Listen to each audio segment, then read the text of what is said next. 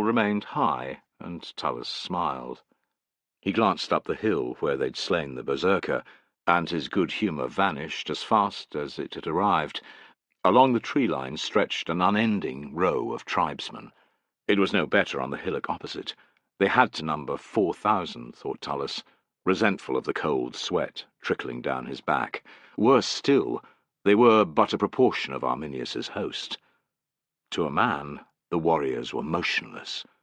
Their presence was enough threat, enough of a message to every Roman in the bogland below.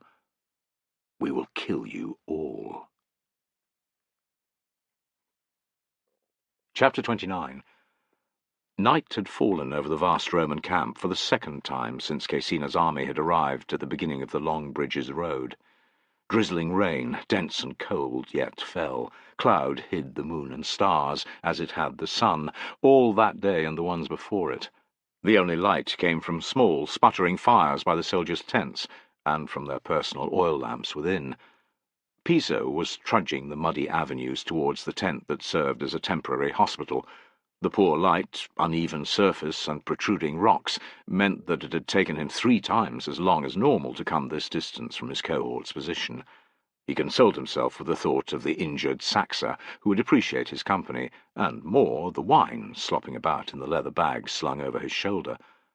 From beyond the ramparts came the sound of singing, Arminius's tribesmen carousing. Piso had been doing his best to block his ears to the unsettling, alien sound, but it was a real struggle. Hades take them, and soon, he thought, and keep our sentries alert. Reaching the hospital tent's entrance, he let 2 stretcher-bearers emerge, carrying a legionary's body. Piso couldn't help but lean in to see if it was Saxa, or anyone else he knew. Shamed by his relief at not recognizing the corpse, he fumbled in his purse. "Wait." Both orderlies looked irritated, but they paused. Proffering a denarius, Piso muttered, "You'll need to pay the ferryman." "You're a good man," said the senior stretcher-bearer, a veteran old enough to be Piso's father. "Go on." The corpse's still warm lips were disquieting to the touch, but Piso had done the same for more than one comrade over the years. He laid the coin on the bloody tongue and pushed the jaw shut. "May your journey be swift. Give that brute Cerberus a kick from me." The stretcher-bearers gave him a friendly nod and went on their way. Piso knew their destination, a vast pit against one wall of the camp. Dug the previous day, even as the fortifications were being finished, its bottom was waist-deep in bog water. Within, the result of today's fighting, were the bodies of more than 500 legionaries. None of his friends were among them, which was something to be grateful for, but 2 men from Tullus's century were, and upwards of 50 from the cohort. The Germans' attacks had been relentless through the day, on both the soldiers fetching timber and those engaged in repairing the neglected road. "I'm alive and unharmed," thought Piso, "and so are the rest of us, apart from Saxa." A Framia had pierced his comrade's lower left arm as he helped chop down a tree. Unless Saxa was unlucky, the wound would heal. Be grateful, thought Piso. Other men haven't fared so well. A wall of warm, fuggy air met him as he entered the hospital tent, bringing with it a mixture of powerful smells. The harsh tang of acetylene was welcome beside the other odours: piss and shit, blood, damp wool, and men's sweat. Breathing through his mouth, Piso paced along the lines of wounded, bandaged men, his eyes searching for Saxa. Like their Hale comrades elsewhere in the camp, the patients' only bedding was an army blanket each. Many were sleeping or comatose, either drugged with poppy juice or so far gone that they were beyond needing it. Others moaned softly to themselves. A few held muttered conversations with their neighbours. Someone was humming the tune of a popular marching song, over and over. A man was whimpering, "Mother, mother, mother." Piso glanced at him, and wished he hadn't. Heavy bandaging covered the soldier's right eye, but dark red blood continued to seep through from the wound beneath. The pain had to be excruciating. Piso felt helpless, frustrated. He could do nothing for the soldier but pray, the same as he had for every other poor bastard he'd come across. As if that did any good. With clenched jaw, he moved on. "Saxa!" he called. "Halt!" Despite his strident tone, the surgeon, confronting Piso, looked fit to drop. His sallow face had a waxen hue, and deep bags were carved out beneath his eyes. Plentiful blood spatters had rendered his tunic red instead of cream. Similar stains marked both his arms to the elbow. "What are you doing in here?" "I'm looking for a comrade, sir." Seeing Piso's wine bag, the surgeon sniffed. "You're planning to ply him with drink?" Too late, Piso tried to conceal what he was carrying. He pulled what he hoped was a winning smile. "You have me, sir. My friend was wounded earlier. I thought a drop of this would warm him up." "This is a hospital, not a tavern," retorted the surgeon, pointing at the entrance. "Out! Your friend can find you when he's discharged. I'll only stay a few moments, sir. That's what they all say. Half a watch later, my orderlies have to eject them, leaving my patients drunk as noble youths the day they take the toga. Out!" "I was in the 18th, sir. So was my mate," said Piso, throwing caution to the wind. "I took an oath after the ambush never to leave another comrade without giving him a taste of wine first." The surgeon frowned. "We're not abandoning anyone."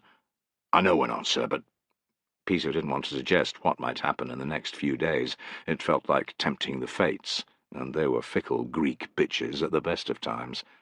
The surgeon moved aside with a sigh. "Be quick. You can have a few mouthfuls of wine, and that's it." "My thanks, sir." Before the surgeon could change his mind, Piso darted around him and resumed his walk between the lines of wounded men. Saxa was lying 20 paces further on, his injured arm wrapped in a clean piece of ripped tunic. He seemed to be asleep. Piso nudged his leg. "Thirsty?" Saxa twitched and woke, then focused on Piso. A smile split his face. "How did you get in?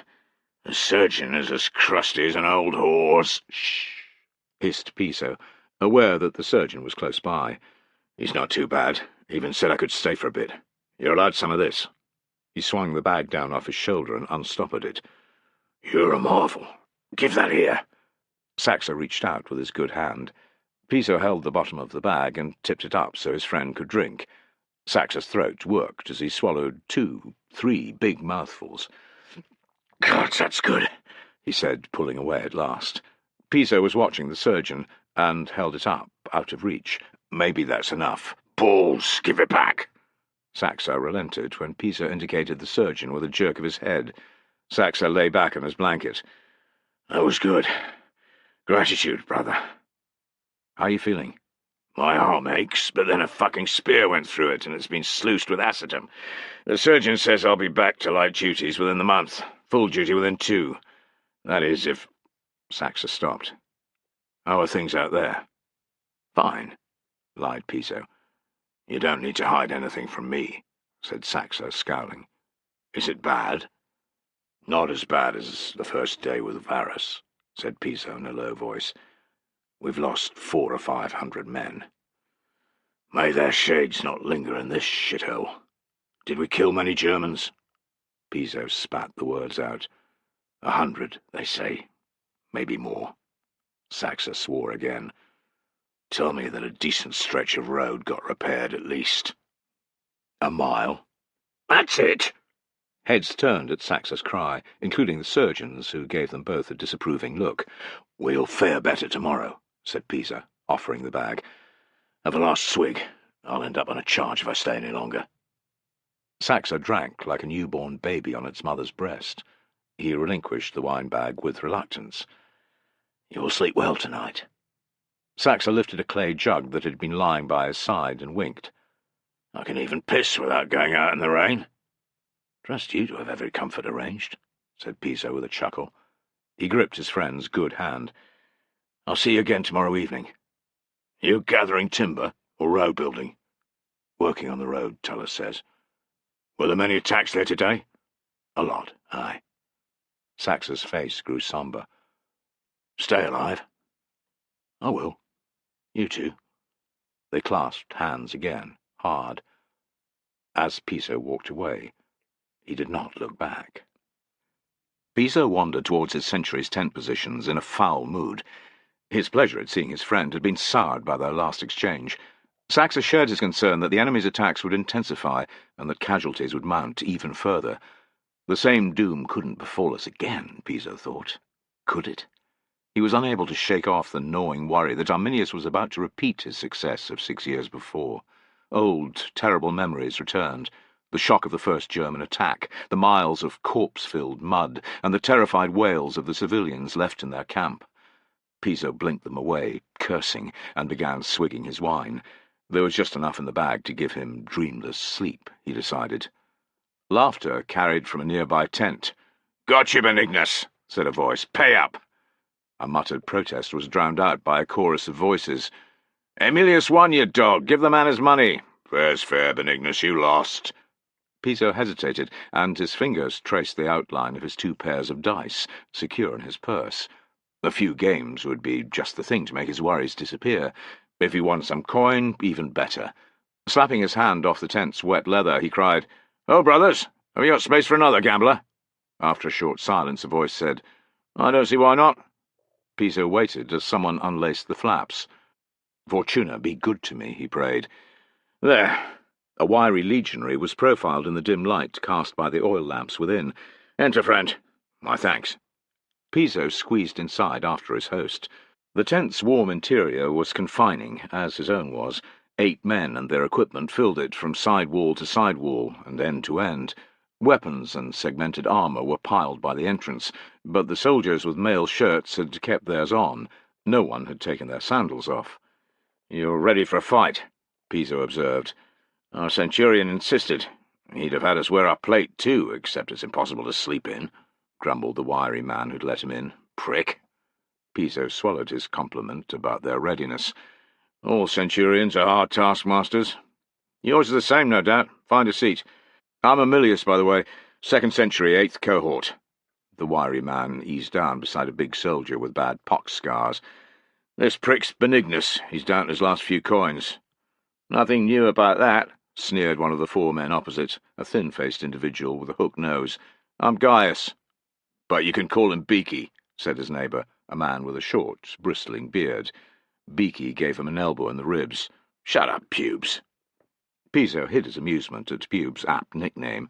It was a wonder no one had ever thought to use the same one for Fenestella. "Piso, they call me. I'm in the 1st century of the 7th. He sat down beside Beaky, opposite Emilius. As the other 4 legionaries introduced themselves, Emilius leaned over and shook Piso's wine bag. "Is that what I think it is?" "Aye." Knowing it would be drained, Piso took a big slug before he handed it over. The bag passed from man to man, with constant complaints from those at the tent's far end about how much was being drunk. "Not bad." Emilius wiped his lips. "Gratitude." His comrades echoed his thanks. "A guest shouldn't come empty-handed," said Piso, rummaging for his second-best pair of dice.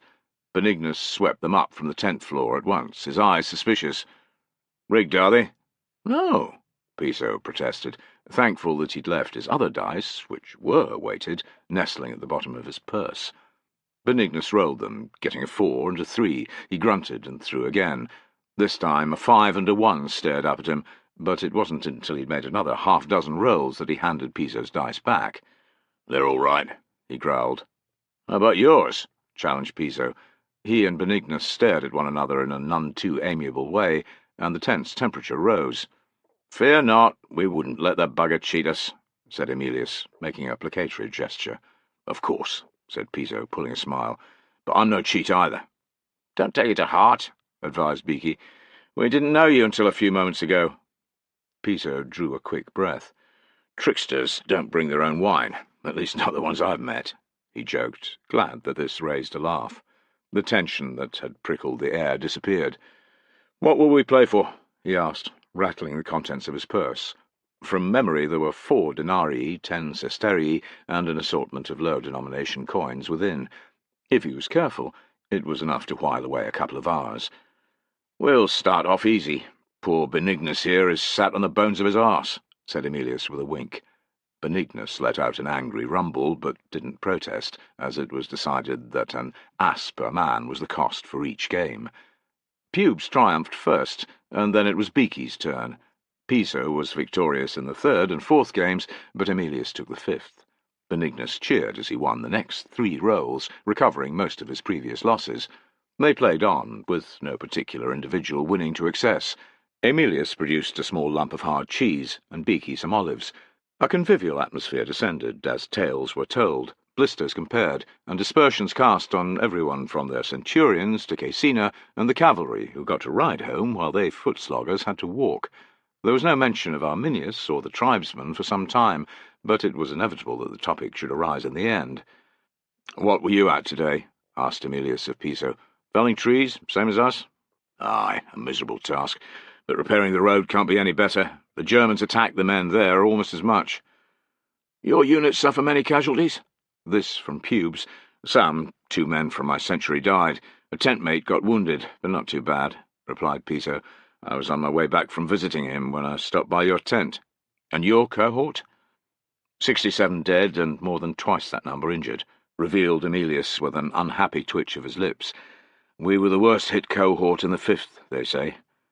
"I'm sorry," said Piso, grateful for his unit's lighter losses. Emilius cast a look at his 7 comrades. "Our contubernium was blessed today, eh, brothers? We're all here, arms and legs, balls and pricks intact." "How much longer, eh?" grumbled Benignus. "We're walking into another trap, I know it."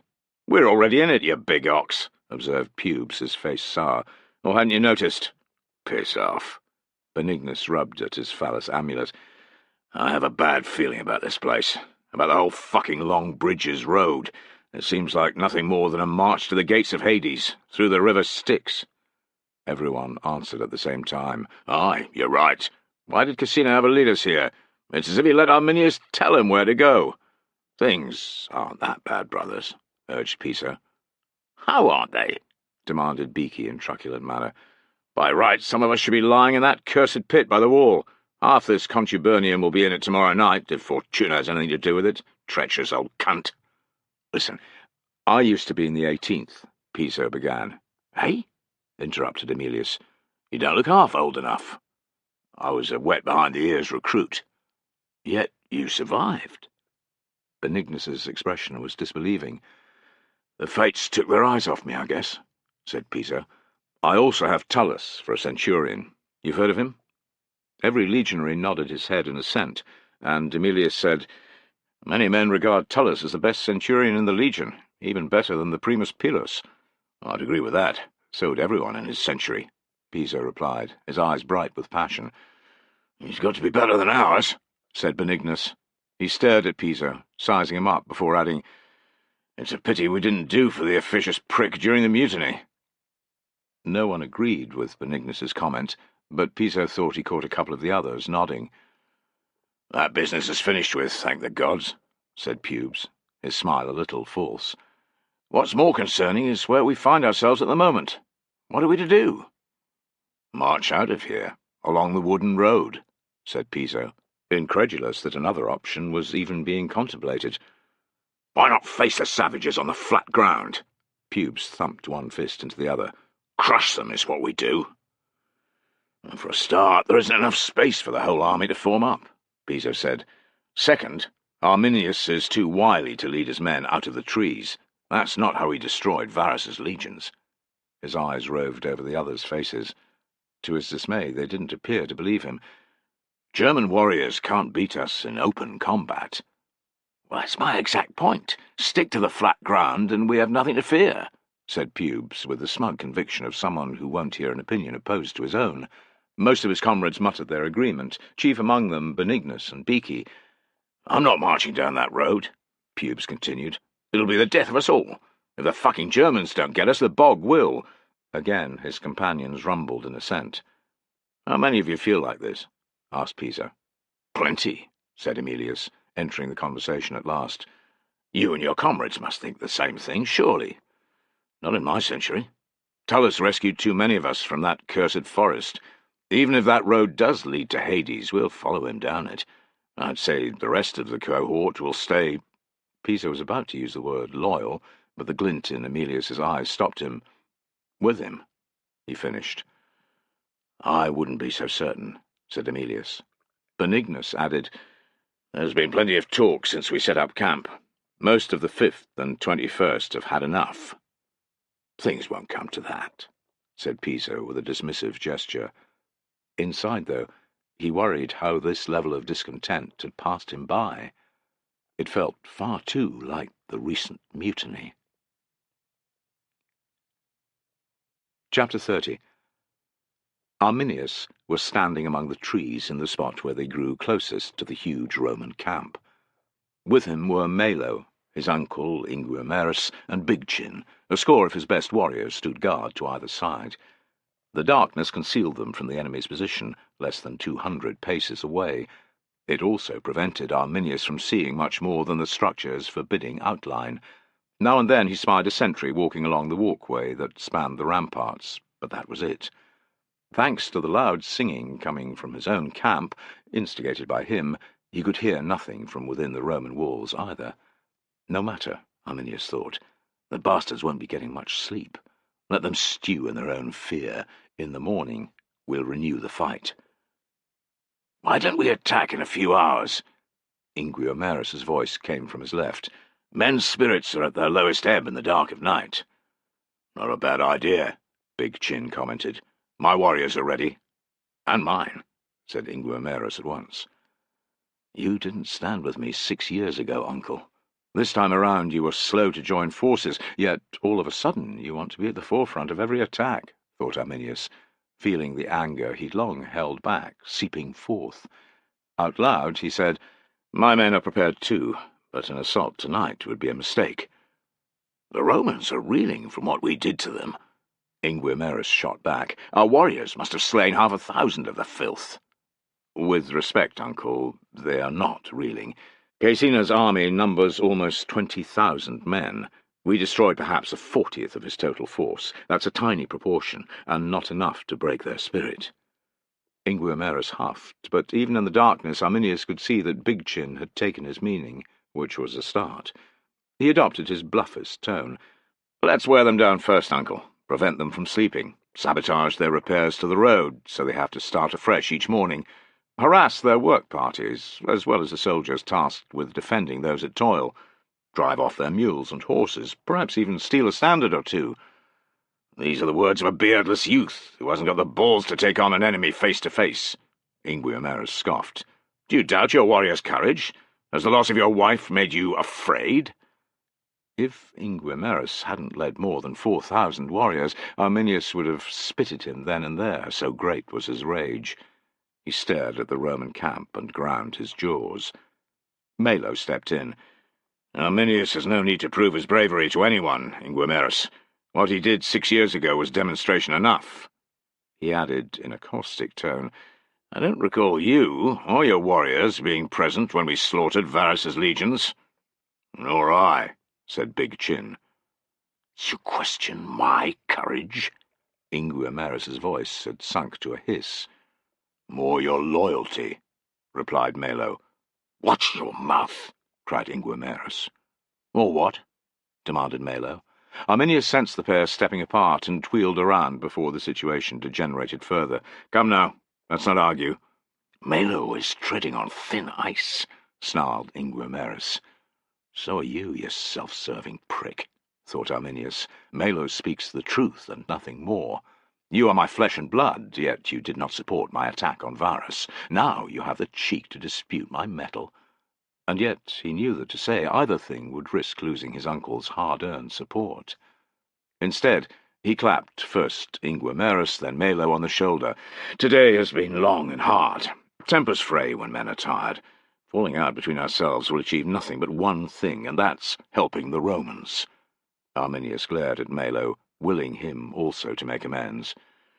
"True enough," said Malo. "I spoke in haste, Inguimerus. I have no wish to question your honour. Let us remain allies." He stuck out his right hand. Inguimerus stared at Malo without reacting. A heartbeat passed. 2.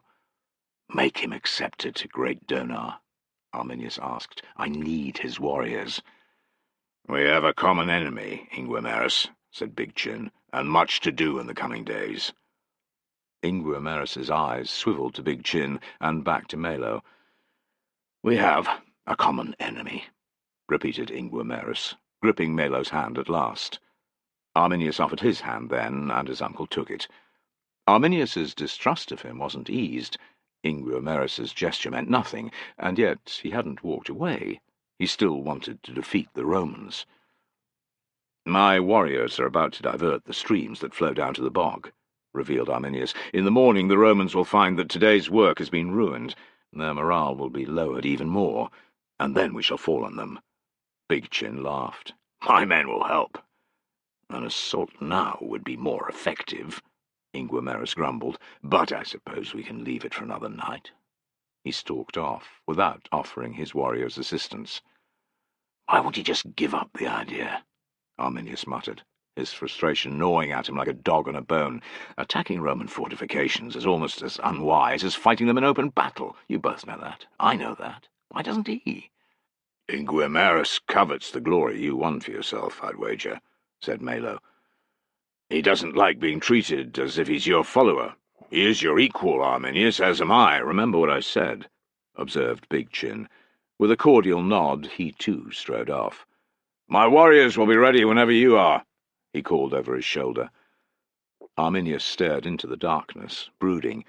His alliance held, but it wouldn't take much for the whole thing to smash into 1,000 pieces, like a clay jar dropped on a hard surface. Dawn was breaking, and Arminius was standing in the open, close to the beginning of the wooden road. He used the back of his arm to rub at his gritty eyes. He couldn't use his hands, which were caked with mud from digging all night. It was growing dangerous to be here, he decided.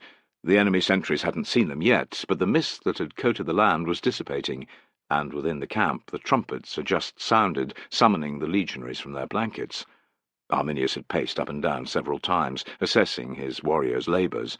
He had no need to do it again, yet a sense of devilment kept him walking the boggy ground. He wanted the Romans to see him and his men. "Have we done enough?" He directed the question at Malo, who was knee-deep in water, using a spade to slice out the sides of a channel that guided one of the larger streams towards a section of still usable planking. Malo straightened and cast a look at the road, which was under a handspan of murky brown water. "I'd say it's been a good night's work. Caecina's soldiers will go nowhere today, except to the underworld," he added with a leer. A cry of alarm rose from the ramparts of the Roman camp. Another voice joined in at once. The words were indiscernible, but their tone was not. "We've been seen," said Arminius. "Best get back to the trees in case Caecina sends out a cohort or two."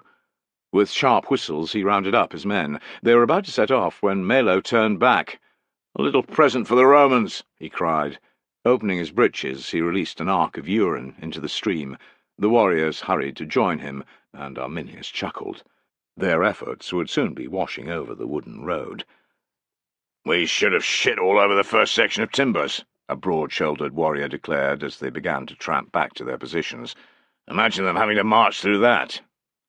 "Do that tomorrow," suggested Malo, winking. The tribesmen cheered. From the trees their comrades began to sing the Baratus, Louder and louder it rose, a defiant, fear-inducing chant that challenged the Romans to come forth to another day of mud and slaughter.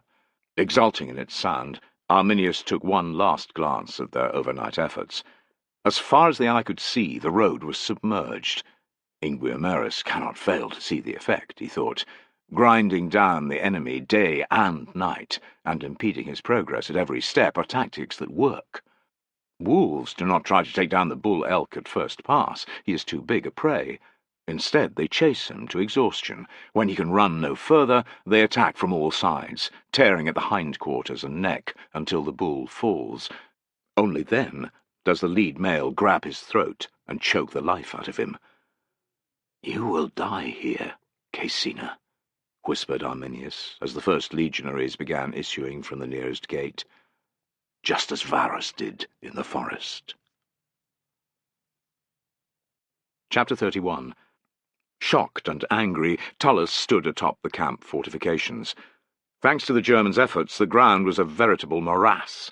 The three cohorts marching out had no chance of catching the warriors who'd diverted the streams. Men clad in tunics and trousers could outstrip armoured legionaries with ease. The tribesmen still in sight knew it too. Many were shouting obscenities at the Romans.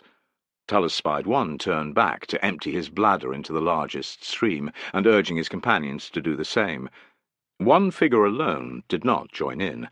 Their obvious leader watched with evident amusement, shouting encouragement, clapping the piss instigator on the shoulder as the group traced a path back to the safety of the trees. At this distance there was no way of knowing who he was, but Tullus couldn't help wondering if it was Arminius.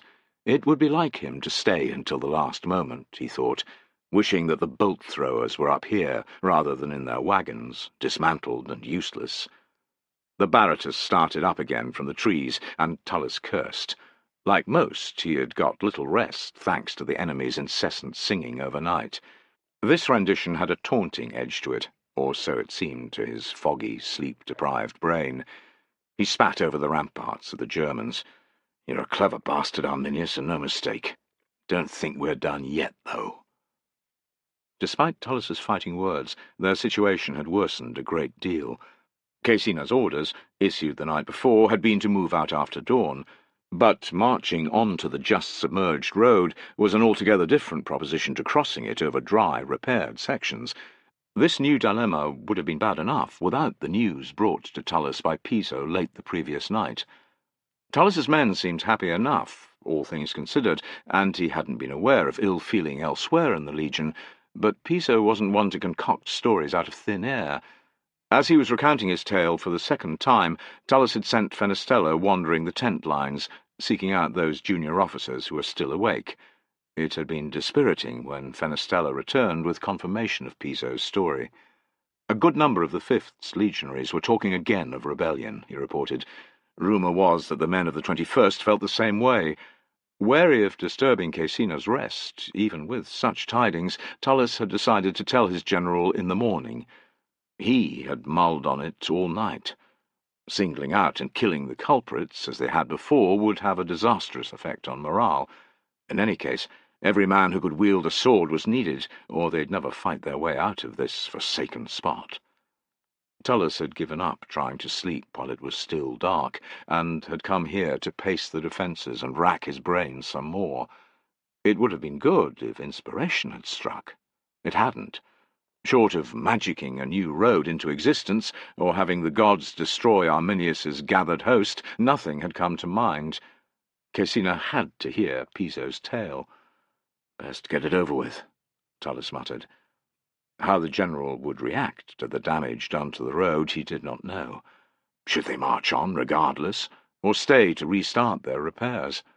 Clattering down the wooden steps, he worried that, whatever Caecina's decision, the attacks today would be heavier than the day before. Arminius was about to throw his entire force at them. Tullus could feel it in his bones. If the 5th and the 21st also mutinied, disaster beckoned. Caecina was a veteran officer who had served more than 40 years in the legions. Short, squat, and with cropped white hair, he was a restless soul who liked to pace about, talking in a loud voice. Tullus heard Caecina deep inside the command tent, long before he saw him. When he was ushered into Caecina's presence, the man looked both irritated and exhausted, but catching sight of Tullus, he let a brief smile cross his lips. "Give me a moment," Caecina ordered, waving away the staff officers who surrounded him at the large table in the centre of his campaign room. "You did well to spot those warriors, Tullus." "I was on the ramparts anyway, sir," Tullus demurred. "Sadly, the cohorts you sent out won't catch them." "I didn't expect they would, but the Germans' actions couldn't go unanswered." Caecina seemed about to mention the road, but instead he proffered a brimming glass. "Don't worry, it's well watered down." "Pick me up then, sir. Thank you." Tullus tasted the wine. Even dilute, it had a fine, rich flavour. There was no comparison with the vintage given him by Germanicus, but it was better than anything Tullus could afford. He glanced at Caecina, who was draining his own glass. "Fuck it," thought Tullus. "That was a long night, and it'll be an even longer day." He threw back the contents of his own, and didn't protest when Caecina offered a refill. "It's tasty, sir. I'll have some sent around to your tent tonight." Caecina batted away Tullus's protest. "The more we drink, the less weight in the wagons, eh? We've got to think of the poor mules." Tullus had to grin. "As you say, sir. Much as you admire my wine, you didn't come here to beg some of me." Caecina's red-rimmed eyes, sharp as ever, bore down on Tullus. "What has you here at such an early hour?" "Something one of my men told me last night, sir." Caecina frowned, and Tullus explained. "I have no proof that the legionaries of the 21st are as disaffected, but given the rumours it seems probable. I thought you should know." Caecina pressed a thumb and forefinger against the bridge of his nose. "More bad news." "I'm sorry, sir." "Don't be. It's your job to bring me word of such things. So, is the threat real? How does your cohort stand?" "My men are solid, sir," said Tullus with pride. "As for the rest, it's hard to be sure. These things ebb and flow like the tide. You know how it is. One moment they might all follow an order to attack, and the next they might not. It depends in part on how today goes, I'd wager." Caecina's face darkened. "How bad is the flooding?" "Bad, sir. Yesterday's work has been destroyed, or I'm no judge." "Curse Arminius!" "If I knew where he camped, sir, I'd ask to take a couple of cohorts and attack him at night. His alliance might fragment if he was dead." "It's too easy for such a mission to go wrong, and I can't afford to lose officers like you," said Caecina. "You've also been through this before, under Varus." "That's right, sir," replied Tullus in a grim tone. Caecina rubbed his eyes. "I must have slept for a time last night, because I dreamed of him." A chill tickled Tullus's guts. "Of Varus, sir?" "Aye. I heard a voice calling me. I awoke, in the dream, and walked out of my tent. There was no camp, just the stinking bog on all sides. High-pitched, mesmeric, the voice came from the midst of it. I could not see who or what was speaking to me. I waited, rigid with fear, and at length a pale figure rose from the depths. The wraith began to float over the marsh towards me, and as it drew near, horror filled me. It was Varus, flesh-rotted, bloodied, and with a gaping wound in his chest, but Varus none the less. Stretching out his arm, he called me to him." "What did you do, sir?" asked Tullus, fascinated and horrified. "I was frozen to the spot," Caecina admitted. "It was only when his cold hand touched mine, trying to drag me with him, that I found the strength to shove back the fell creature." "Go back whence you came," I cried, and turned away. It was then that I awoke." He made a cynical noise. "There was no sleep to be had after that, I can tell you." "I'm not surprised, sir," said Tullus, fighting the feeling that Caecina's doom-laden vision might have been God's sent. "What would you do?" muttered Caecina. Tullus gave him a confused look. "Sir, if you were the army's commander, what would your next move be?" For Caecina, a general with 4 legions under his command, to tell him of his dream about Varus was extraordinary enough, thought Tullus. To be asked for advice straight after, well, it showed how rattled Caecina was. He must not crumble, Tullus resolved. "How many days' supplies have we, sir?" 7. Twice that if we cut rations in half." "Seeking another route back to the Renus isn't a good option, then, sir?" Caecina's headshake spoke volumes. "In that case," said Tullus, jutting his chin. "We have two choices, sir. To repair the damaged sections again and hold off the savages at the same time. Tomorrow or the next day we can enter the marsh via the road, or we can press on today, along the flattish ground to the right of the camp. In both instances, the 5th and the 21st are unknown quantities." "Is it worse to remain here and make the troops work under constant assault, or to march into the infernal bog, where the enemy can attack us at will?" Caecina's voice was unhappy. "Whatever we do, we should get going this morning, sir," said Tullus with a confidence he didn't quite feel. "I suspect that the attacks today will be heavy, and the 5th and the 21st might break under the pressure. If we are moving, their nerve is more likely to hold." "Let that be true, great Mars," he prayed. A dozen heartbeats skipped past before Caecina spoke. "My mind is made up. We march out today, along the flat ground. Roman Virtus will carry us through this, by the gods," he said. "It has to." Chapter 32.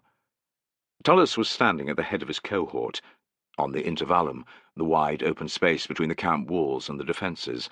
In front of him were the first 6 cohorts of the 5th, behind him the last 3. Unable to see more than the arse end of the cohort in front, abandoned avenues to the left and earthen ramparts to the right, he chafed with impatience. "Why aren't we marching?" he muttered to himself. Following Caecina's orders, the 4 legions had formed up at dawn in the usual manner, cohort by cohort, all around the intervallum. The 1st Legion was to be in the vanguard today, so it had marched out first, along with the auxiliary cavalry. They were to travel along the flat ground that bordered the ruined Long Bridges road. Their departure had gone ahead without incident more than an hour before.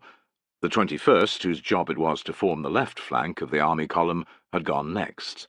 The 5th would take the right flank, and should have been moving by now, thought Tullus, unease nagging at him.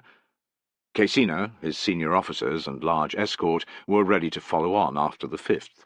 The wagon train, laden down not just with its usual cargo of food, equipment, and artillery, but the injured as well, would come next, with the 20th Legion taking up the rear.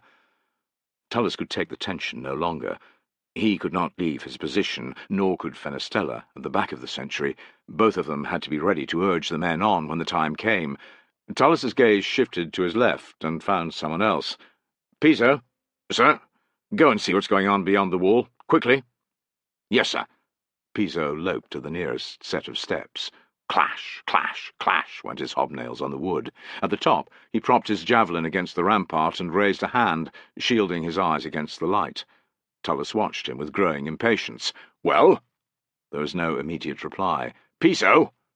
Piso glanced down, his face unhappy. "What is it?" demanded Tullus. "The 1st has marched out of sight, sir, but the 21st, it—" Piso hesitated. Conscious of what he might say, and of the disastrous effect it could have on those listening, every soldier within earshot, Tullus roared, "Come back!" The 6th cohort had begun to advance towards the gate by the time Piso had reached the bottom of the wall. Tullus had his soldiers move off, and indicated to Piso that he should walk alongside. He gave Piso a sharp look. The steady legionary seemed scared. "What in Hades did you see?" muttered Tullus. "The 21st hasn't followed the 1st towards the Renus, sir. It's broken away and marched to the right, to a large flat area." Tullus let out a ripe oath. He would have given a year's pay for his horse, so he could gallop out to remonstrate with the 21st senior officers. He swallowed down his disappointment, sour as it was.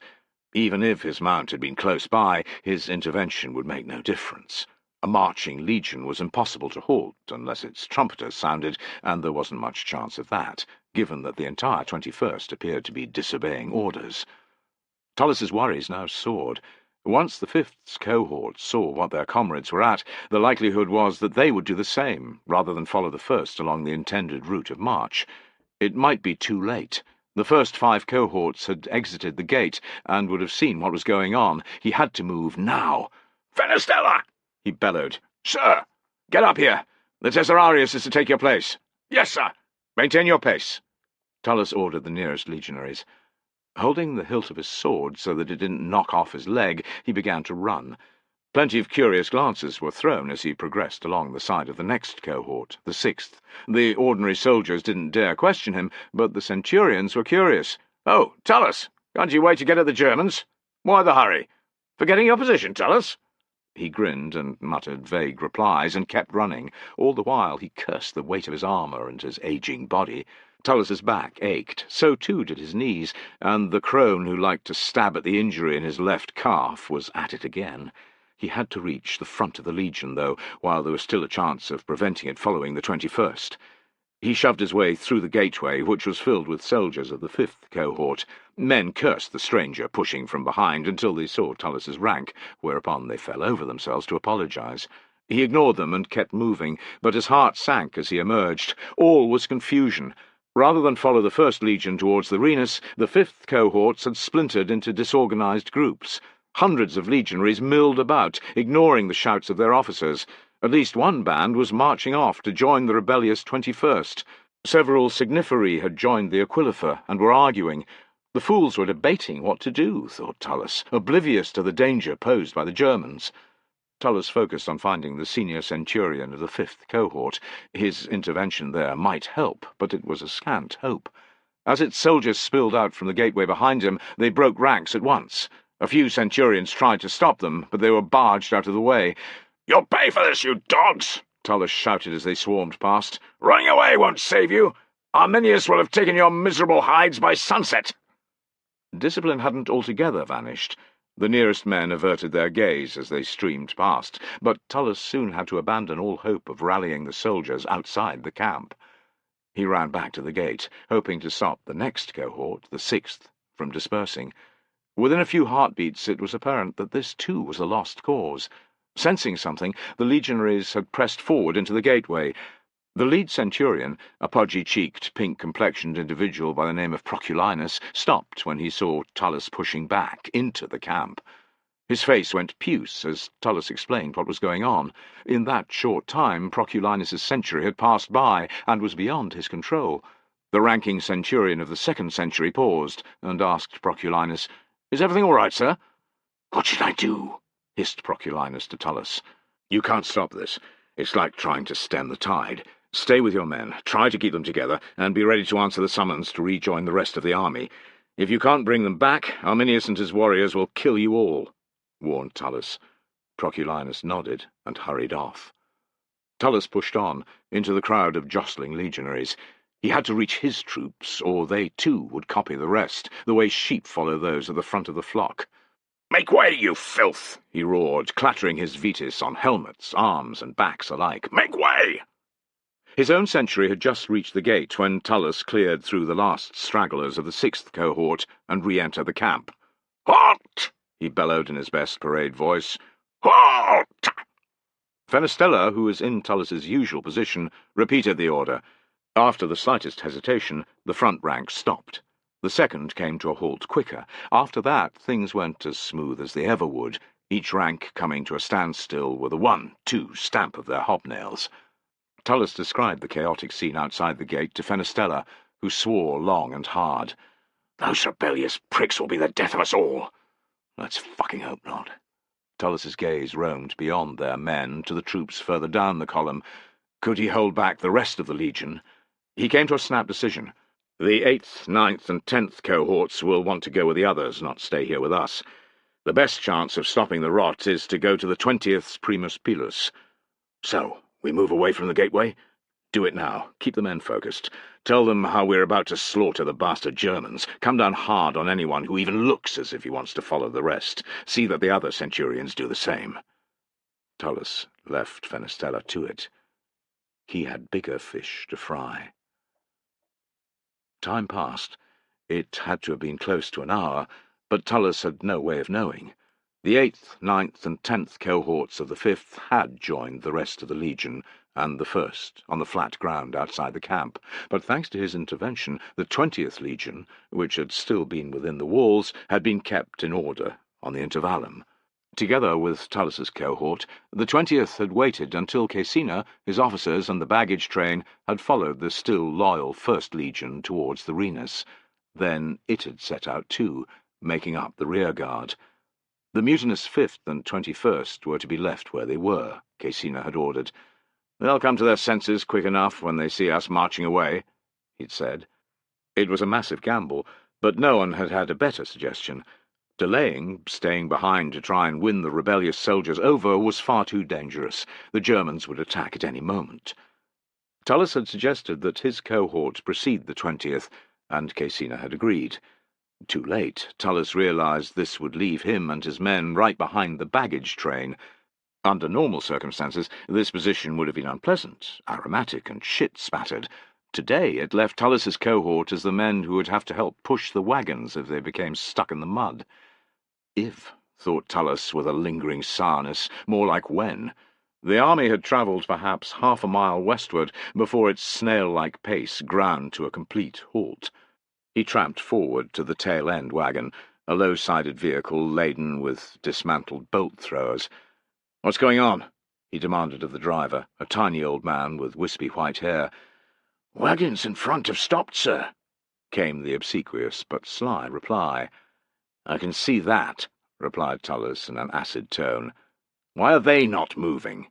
"Because the ones in front of them are at a standstill," he said, before Whitehair could tell him the same thing. "I'd wager that's the reason, sir."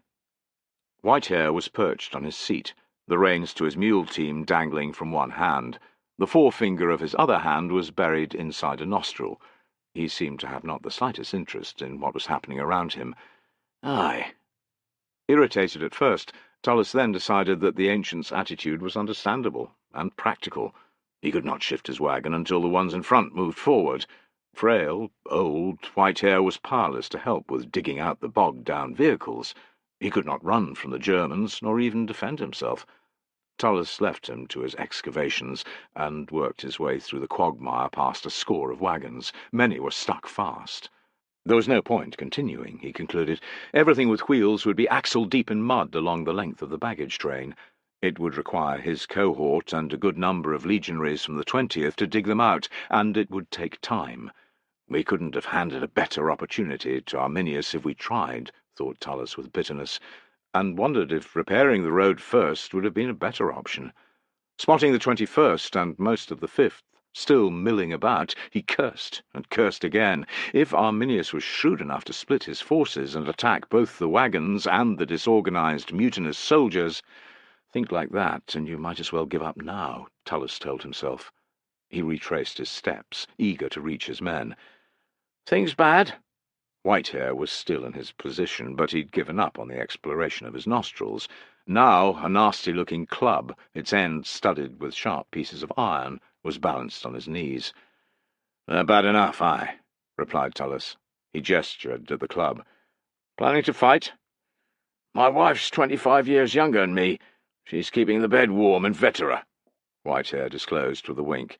"That's worth fighting for, isn't it?" "Without doubt," said Tullus, amused and heartened by Whitehair's pluck. "I'll be back. We'll have your wagon out of the mud in no time." "Hum! Hum! Bastards!" snarled Tullus, already moving past Whitehair and studying the slope to his left for signs of the enemy. Before long he'd picked out the shapes of men in the trees. They would be gathering on the other side of the baggage train too, and the cohorts had had little time to form up.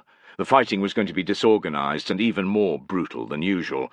"Fenestella!" he roared. "I'm here, sir." "One in every 4 or 5 wagons is stuck," said Tullus. "It'll take hundreds of men to shift them." "All to be done while the savages attack us," said Fenestella, curling his lip.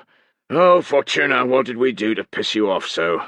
"There's no pleasing that old whore." Fenestella's shoulders went up and down in a fatalistic shrug. "What are your orders?" 3 sentries to the left and 3 to the right of the wagons. We need to move up the train as fast as possible before the savages strike. That'll allow legionaries from the 20th to follow on and dig out the vehicles at the back." "And if the Germans attack Caecina?" They exchanged unhappy stares, and Tullus chewed a nail. "It'd be just like Arminius to try something like that," he said, picturing hundreds of tribesmen descending on the governor and his escort. "Gather the century and do it fast." "Will that be sufficient?" "Any more, and we won't get there quick enough." Fenestella nodded and hurried off. A light rain began to fall. It progressed fast to a constant driving sheet that soaked a man through within 20 heartbeats. Thunder rumbled overhead, flashes of lightning tore strips across the sky. The Baratus rang out again, a great deal louder than before. The unpleasant scene was all too familiar. Arminius's warriors were coming, thought Tullus, and in great strength. They would be fighting not for the wagon train, but for their lives. Chapter 33. "Run!" bellowed Tullus. "Fucking run!" Piso was 2 men back from Tullus, and pounding along as best he could. They had travelled forward a short time before, along the length of the wagon train towards Caecina's position and the front of the column. Mud was sucking at his sandals, his yoke rattled and swayed on his right shoulder, and his shield was dragging down his left arm. Yet Piso was not going to let his centurion, an old man, outstrip him, nor was he going to get left behind by his comrades, Vitellius and Metilius, who were in front of and behind him. Another 3 files of soldiers, the rest of the century, were picking their way through the morass to his right. They had to stick together, thought Piso, just as they had 6 years before. Heavy rain hammered off his helmet, almost deafening him. Over that rang a chorus of thunder, screams, and the infernal Baratus. Discerning even a single word from Tullus or the others was difficult, unless it was shouted and close. "Where are we going?" Piso yelled. "What?" replied Metilius without looking back. "Where are we going?" repeated Piso, slower and louder. They had travelled along the length of the baggage train, halting at regular intervals to fight off German attacks. Their javelins had been thrown in the first assault, and were impossible to retrieve. Piso had put down 3 warriors, a stinging cut on his left cheek, the painful memento from a slicing German spear. Whenever Vitellius got a chance, he liked to complain about his broken nose, smashed in the first exchange by a warrior's swinging club. None of the 5 legionaries who died thus far had been tent-mates, for which Piso was grateful. His question had gone unanswered, so he bellowed it again, offering up the cry to the oppressive grey sky and the drifting, hateful rain. Vitellius slowed for a moment. "I heard Tullus say that Caecina's in danger. That must be where we're going." Piso cursed and kept close to his friend's heels. There had been no grateful halt by the wagons at the front of the train, nor any attempt to dig them out of the cursed mud. Instead, Tullus had led his own unit away from the shelter provided by the stranded vehicles. Piso wondered if Tullus had taken leave of his senses. Surely Caecina, of all people, was safe. With a high-pitched whinny, a dark brown horse appeared from nowhere. It flashed between Piso and Vitellius, who both did well not to be trampled. Piso got a brief impression of strings of saliva hanging from its lips, and blood seeping from a deep wound in its left haunch. There was no sign of its rider. If Piso hadn't realized what was going on then, he did when a second and then a third horse charged past, both galloping in different directions. One had a white-faced auxiliary on its back, clutching on for dear life. The nearest horsemen were with Caecina. That was where they were heading, Piso decided, bile stinging the back of his throat. The familiar ring of metal off metal and men's screams rose up. Through the sheeting rain ahead, over Vitellius's shoulder and off to the right, Piso could see swarms of warriors. Beyond them, a few Romans were still mounted, while others were fighting afoot, but they were outnumbered by a large margin. 60-odd of them were going to go over there to try and stop Arminius's men from killing Caecina. Piso could taste bile now, thick and bitter at the back of his throat. "Quick!" roared Tullus. "Caecina needs us!" Incredulous, Piso watched as Tullus somehow began to move even faster. "He's going to burst his fucking heart!" Vitellius shouted, but he too was picking up speed. So were the men in the files to Piso's right. Open-mouthed, with yokes clanking and sweat streaming down their faces, they followed Tullus like hounds on a hare. Piso's love for Tullus, and the shame of being left behind, drove him on. He would keep up or die in the attempt. Mud coated his legs and spattered onto his face and arms as he powered through the bog. A clod landed on his open mouth. Piso spat it out, disgusted, and almost broke his neck, crashing into a large hummock crested with bog rosemary. Tullus gave the order to halt and down yokes some 100 paces on. Piso could have wept with relief. Uncaring that a tribesman might spear him, he grounded his shield and crouched beside it, his chest working like a smith's bellows and his leg muscles throbbing with pain. Around him he sensed more than one comrade slumped to the ground. Piso's fear returned as his breathing eased, and he took the measure of his surroundings. It felt as if they were on an island. On every side the battle flowed and swept, clusters of legionaries, cavalry, and warriors locked in their own struggle for supremacy. No one appeared to have seen them. That wouldn't last, thought Piso. They were out in the open, exposed and outnumbered. "Can anyone see Caecina?" shouted Tullus. "Or the men of his bodyguard?" Everyone studied the confusion before them. "No, sir. I can't see him, sir. Nor I, sir." "Fuck it all! Gods grant that he's not dead," said Tullus, his face still purple. He glanced at them. "On your feet. Form up, 12 wide, 5 or 6 deep. Signifer behind me. The rest of you stay close to your comrades. Get your wind back as we walk." To Piso's incredulity, Tullus gave him a wink. They bunched together, with Tullus in the centre of the first rank. Piso took his place to Tullus's right, and Vitellius stood to Tullus's left, their usual spots, it seemed. Piso's pride flared up to be where he was. Hades, but he felt alive. "Advance," called Tullus. "Breathe in, and think of fucking the prettiest whore you can imagine." Piso sucked in a lungful of air, and imagined the blonde goddess who worked in Vetra's most expensive brothel. Diana, she called herself, the huntress.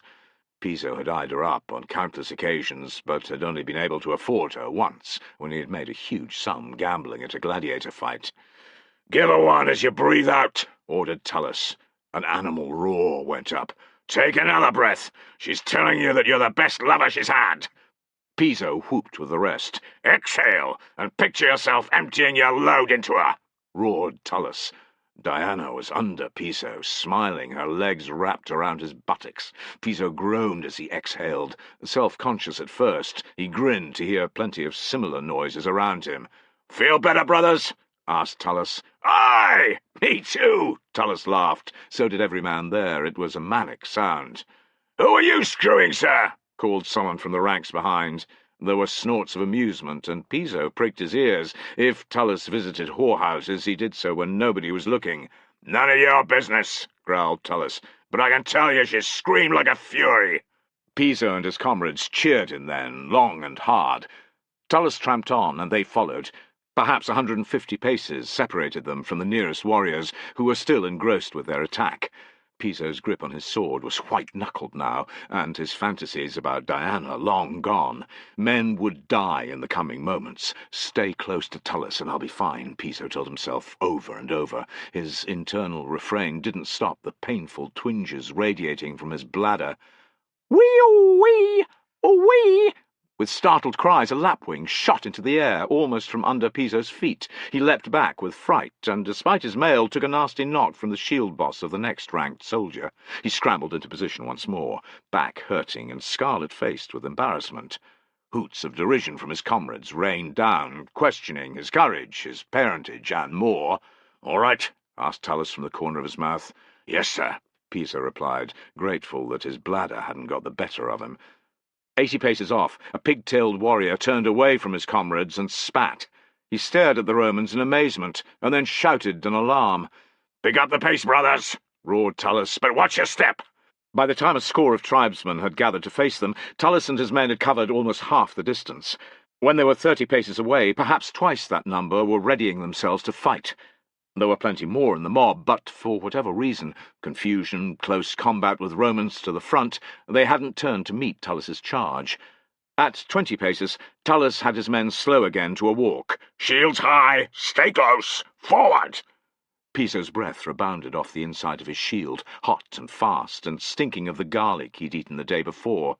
Mud and annoying pieces of grit squelched between his toes. His back ached, too, where the boss had hit, but he kept his eyes fixed on the closest warriors. Many seemed to be focusing on Tullus, with his unmistakable transverse-crested helmet.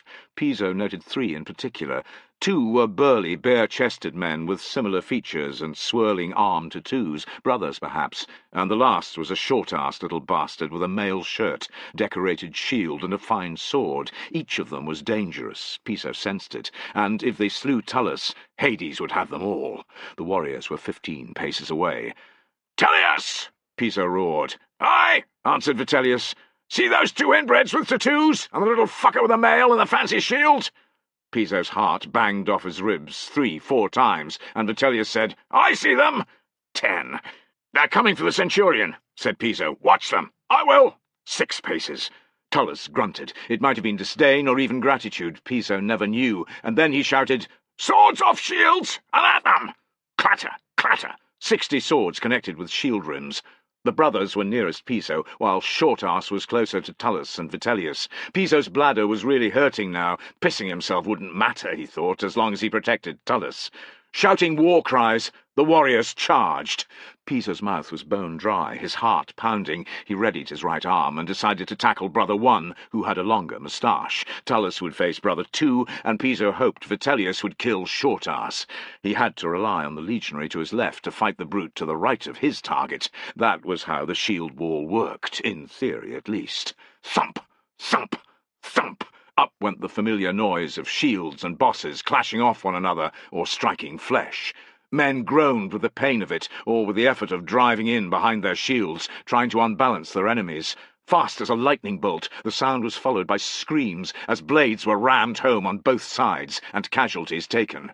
Piso's hunch was right. The brothers and Short-Ass were trying to kill Tullus, and the weight of their attack, 2 stabbing spear blades and a probing sword, was such that Tullus could not fight back. He had ducked down behind his shield. Blind, he could do nothing but brace himself and wait for a chance to strike. Already both brothers were trying to thrust down over the top of Tullus's shield. Piso digested this information in perhaps 6 fevered heartbeats. Cursing, he stuck his sword into the only portion of Brother 1 that was visible, his flank, above the waistband of his patterned trousers. Blood blossomed. Piso felt the blade grate off the hip bone, and Brother 1 roared in agony. Piso wrenched on his sword, feeling it slide off the bone again as it came out in a spray of red. Most men would have gone down with such a wound, but Brother 1 was set on killing Tullus, regardless of cost. Hissing with pain, he stabbed again with his spear, over Tullus's shield. The point caught in Tullus's mail, where Piso couldn't see, but Tullus let out a bull's bellow. He must have struck back in reflex, because someone very close, not Brother 1, let out a strangled cry. Brother 1 pulled back his spear with a snarl. Piso was about to stick him again, when something hit the top of his head with an almighty crash. Stars burst across his vision, and his strength vanished. He dropped to one knee, letting go of his shield. His over-tight bladder began to empty itself. Above him, someone roared in triumph. "I'm done," thought Piso. "Whoever did that to me is about to smash in my skull." Most of them didn't care. The smell of his own piss was thick in his nostrils. His other knee trembled, and he almost fell onto his face. The death blow didn't fall, though, which was baffling. Fuzzy-headed, swaying, and lapsing in and out of consciousness, Piso stared at the confusion of moving legs and churned-up ground before him. Bloodied and limp, a corpse lay right in front and was being trampled by those above it. There was plenty of mud, as always. Several weapons were visible, 2 spears, a Roman sword. A tiny ladybird was balanced on a sprig of heather, oblivious to the carnage being waged around it. Strong legs in patterned trousers shuffled back and forth just to Piso's right. Brother 1? He wondered dully, trying to focus on the trousers again. He's still on Tullus. Piso's sword was lying by his side, his weak fingers still resting on the hilt. He eyed it, a new urgency thrumming through his slow-pulsing veins. He lifted it up a handspan, then another, fixed his gaze on the trousers, raised his blade a little more, tensed his arm muscles, thrust, connected, sliced through the fabric and into the meat of the trousers owner's calf. The blow wasn't powerful, but it was true. Piso's sharp-edged blade went in, deep. A piercing shriek battered his eardrums, and the trouser-wearer staggered, wrenching the sword from Piso's grasp. His strength was gone. White light surrounded him. Piso let go. Chapter 34. Not far away, Arminius was also in the thick of the fighting. Sweat slicked down his face and into his eyes. He blinked away the salty sting and met the shield thrust from his enemy, a grimacing legionary with braced legs. His willow shield splintered with the impact, and the legionary let out a pleased grunt. He still had a satisfied look on his face when Arminius's sword glanced off his shield rim and rammed into his left eye. With a soft pop, almost indiscernible, and a spray of watery fluid, the globe ruptured. Steel ground off bone. His brain pithed. The legionary was dead before Arminius had freed his blade. "Charge!" Arminius roared. He didn't want to leave the fight, but his cracked shield guaranteed a quick death from his next opponent.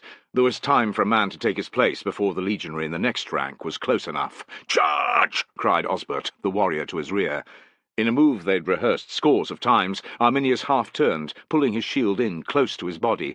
With his shield arm extended, Osbert slipped past to Arminius's left, allowing his chieftain to withdraw at the same time. "Dona!" cried Osbert, causing the legionary facing him to flinch.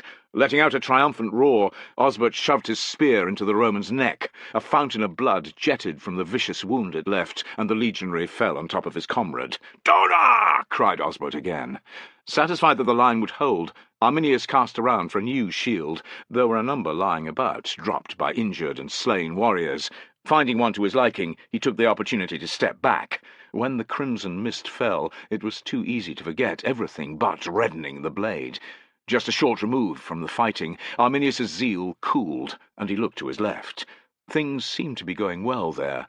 As he watched, a wedge of warriors drove deep into the Roman lines, unhorsing a senior officer and panicking nearby riders' mounts.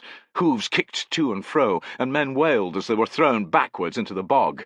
In front of Arminius, 6 legionaries and some dismounted cavalrymen had made a stand together, but they were cut down by an overwhelming charge led by Osbert. The section's remaining defenders faltered, and then broke as Osbert tossed a severed head into their midst. The warriors charged after the Romans with vengeful cries. Arminius smiled. Find and kill Caecina next, he thought, and his chances of overall victory would soar. And yet that task was almost impossible to achieve. Things were going well, but utter confusion reigned. The heavy rain had reduced visibility to 50 paces or less, and the thick mud impeded everyone, light-armoured or not. His battle-mad warriors were unlikely to recognize Caecina, or to be able to find Arminius and tell him, even if they wanted to. His best option was to oversee the massacre of every Roman in this small area, and to hope that Caecina was among them, before moving on. Arminius also had to trust that the other chieftains, Inguiomerus, Big Chin, Stick Thin, and the rest, were doing what he'd asked of them. As well as attacking the wagons and the 2 legions which had broken away from the column, each of the eagle standards was to be targeted. "Take one of those," Arminius had told them, "and you cut off a legion's balls." He hoped that they'd emphasize this to their warriors, and that the attraction of the wagon train, a booty-rich, easy target, wasn't too great a temptation. "Roma!" The shout and the subsequent crash of bodies and shields was close enough to turn Arminius's head. Distracted, he hadn't, until then, looked to his right. That had been a mistake, he thought, cursing his stupidity. A party of the enemy, it wasn't clear how many, had just driven into his warriors. Some must have seen the attack coming, because the legionaries had been checked, but there was a noticeable bowing in the line. Arminius watched with grim intent. On the far side of his assailed men's position, the Romans seemed to have taken heart and redoubled their efforts. His warriors were now caught between 2 groups of the enemy. You, and you!" Arminius shouted to get the attention of nearby men. 10, a dozen, 15 formed a ring around him. "Come with me," he ordered, urgency throbbing in his voice. Fresh thunder rolled overhead. The rain pattered down with relentless intensity, disturbing the pools of stagnant water. Ripples caused by wading men lapped off muddy banks. Brown, peaty water splashed high, dripping off the heather and bog cotton. Spongy grass on the hummocks compressed and sprang back from the impact of the warriors' passage. The mire made reluctant, sucking sounds as it released their feet. Gorse thorns tore at their arms and legs. Arminius cursed as he lumbered along. Their progress was slow, too slow. His bad luck was compounded by the Romans' leader, who saw them coming. By the time Arminius drew near, 10 legionaries were waiting for them in a small shield wall. Weighed down by their armour, knee-deep in the mud, they were still a fearsome prospect. To hesitate was to die, thought Arminius. Ordering 4 warriors to flank the enemy, he led the rest forward in a little wedge. It was a tactic he'd learned in the legions. "Dona!" he roared. The warrior to Arminius's left broke free of their formation and struck the Roman line first. Run through by 2 swords, he died before his spear thrust had found a home in enemy flesh. His sacrifice allowed Arminius to close unscathed and to kill a legionary. The warrior to Arminius's right slew another, even as he took a mortal wound. Arminius shoved his way into the gap, careless of the danger he was in. Wheeling, he stabbed a legionary in the base of the spine, below his armour. 3 steps on, and he slashed another's legs from under him. The next Roman half-turned, his face frantic, and Arminius struck him through the throat. Assailed from in front and behind, the outnumbered legionaries did not give up, drowning 2 more of his followers and maiming another before they died. "That was well done," said Arminius to his 10 surviving warriors. He was no longer sure if they were enough to make a difference to his beleaguered men, but they had to try, or his attempt to kill Caecina would come to a premature end. "Can you do the same again?" Mud-covered, blood-encrusted, they nodded in assent. "After me, then." Arminius took a step forward. "Over there!" shouted a voice in Latin. "3 men from the rear ranks! Turn! Pick up any spears you can! Move, you maggots!" The voice sounded familiar, but in the heat of battle Arminius could not recall from where. He led his warriors on, towards the section of legionaries that was breaking away from the Roman formation. Curse the bastards, he thought. Even in these abominable conditions, their discipline remained impressive. 6 legionaries were ready to take them on, with, in their middle, a veteran centurion. Each party closed on the other with a measured, purposeful intent. No one shouted, no one ran. The loss of a single man to a twisted ankle at this point could prove the difference between victory and defeat.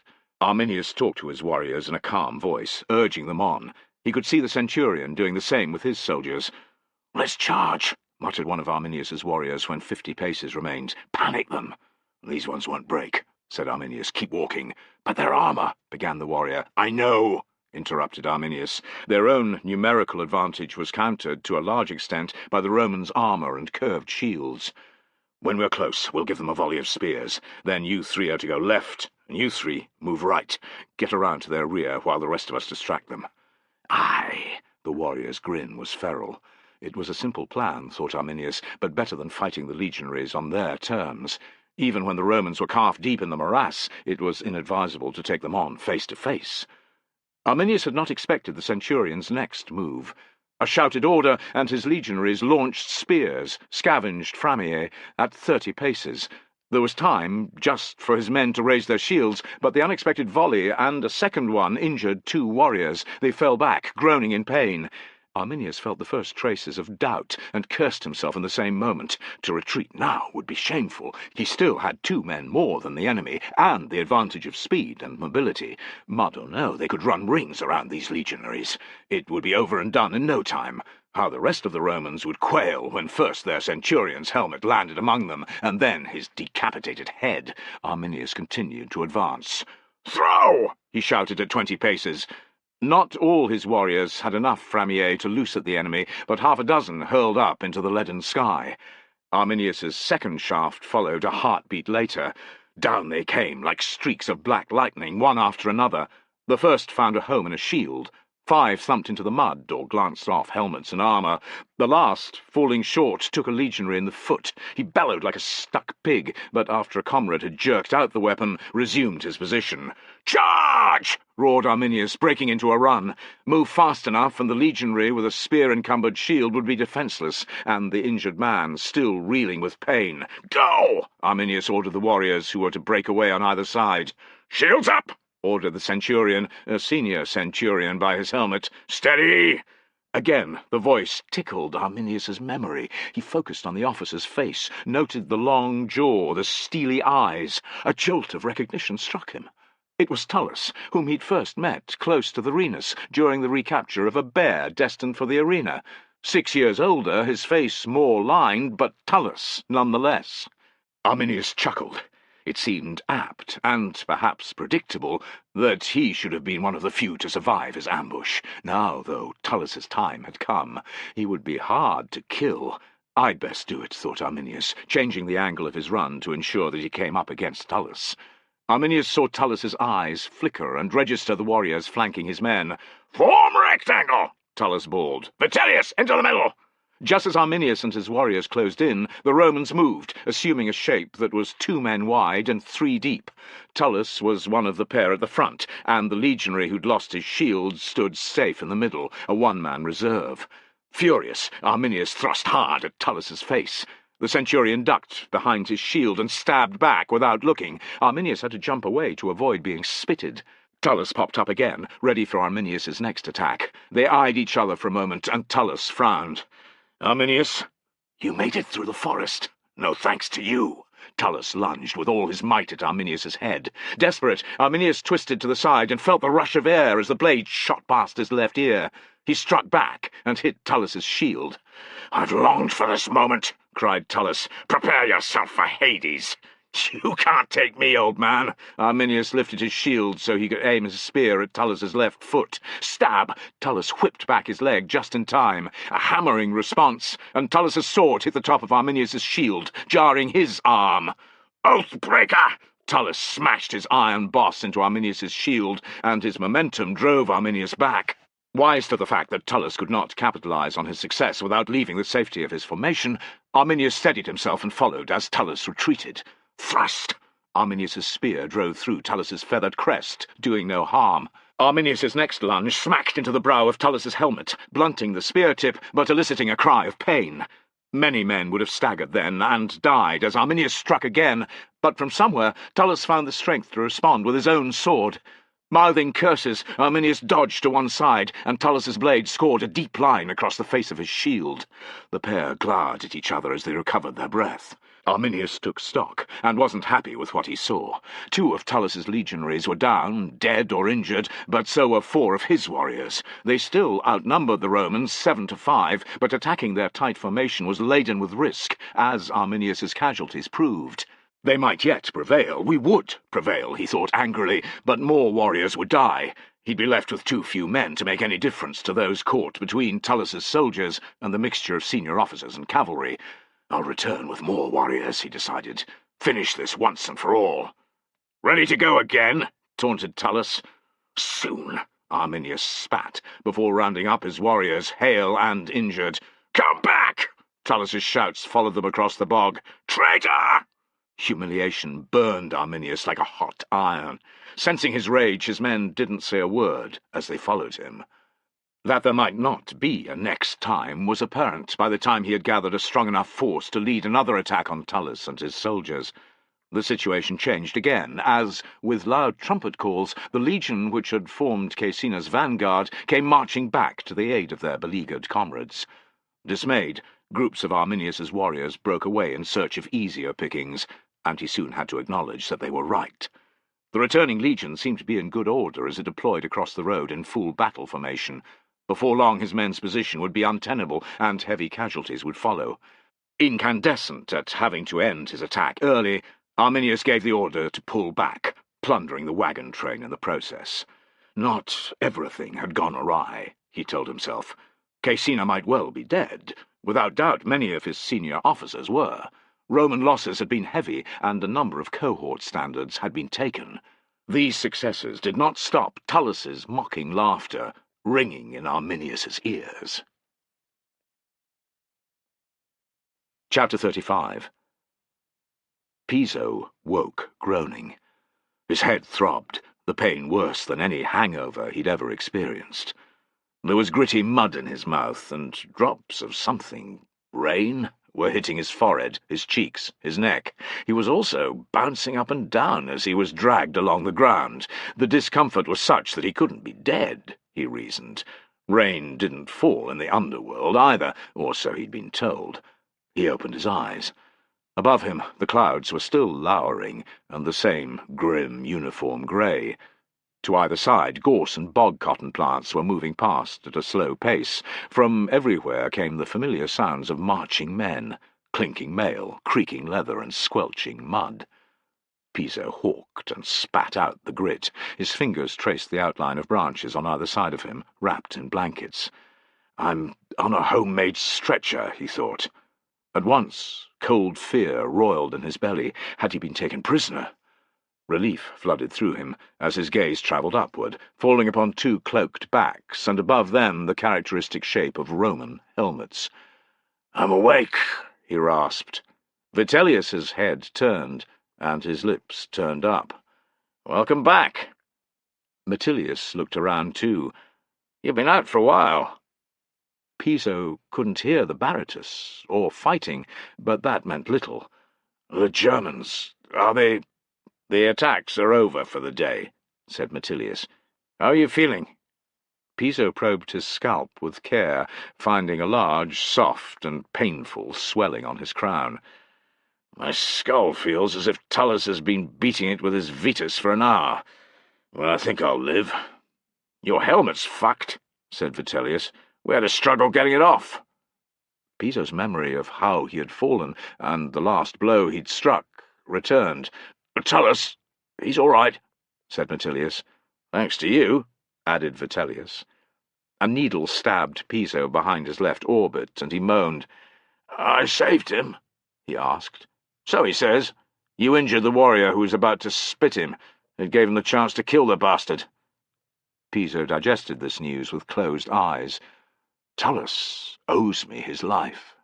A sneaking pride filled him. You up to walking yet? Demanded Metilius. You're a dead weight to pull. Let him alone, chided Vitellius, his usual acid tone absent. It can't be long until we set up camp. Metilius let out a pfft of contempt. Camp? You know what I mean, retorted Vitellius. What's wrong? Asked Piso, unsettled.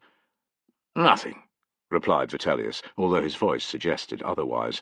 Lie back, rest. We'll explain later. I can't fight, thought Piso, exhaustion and pain blurring his ability to think. I doubt I can even walk.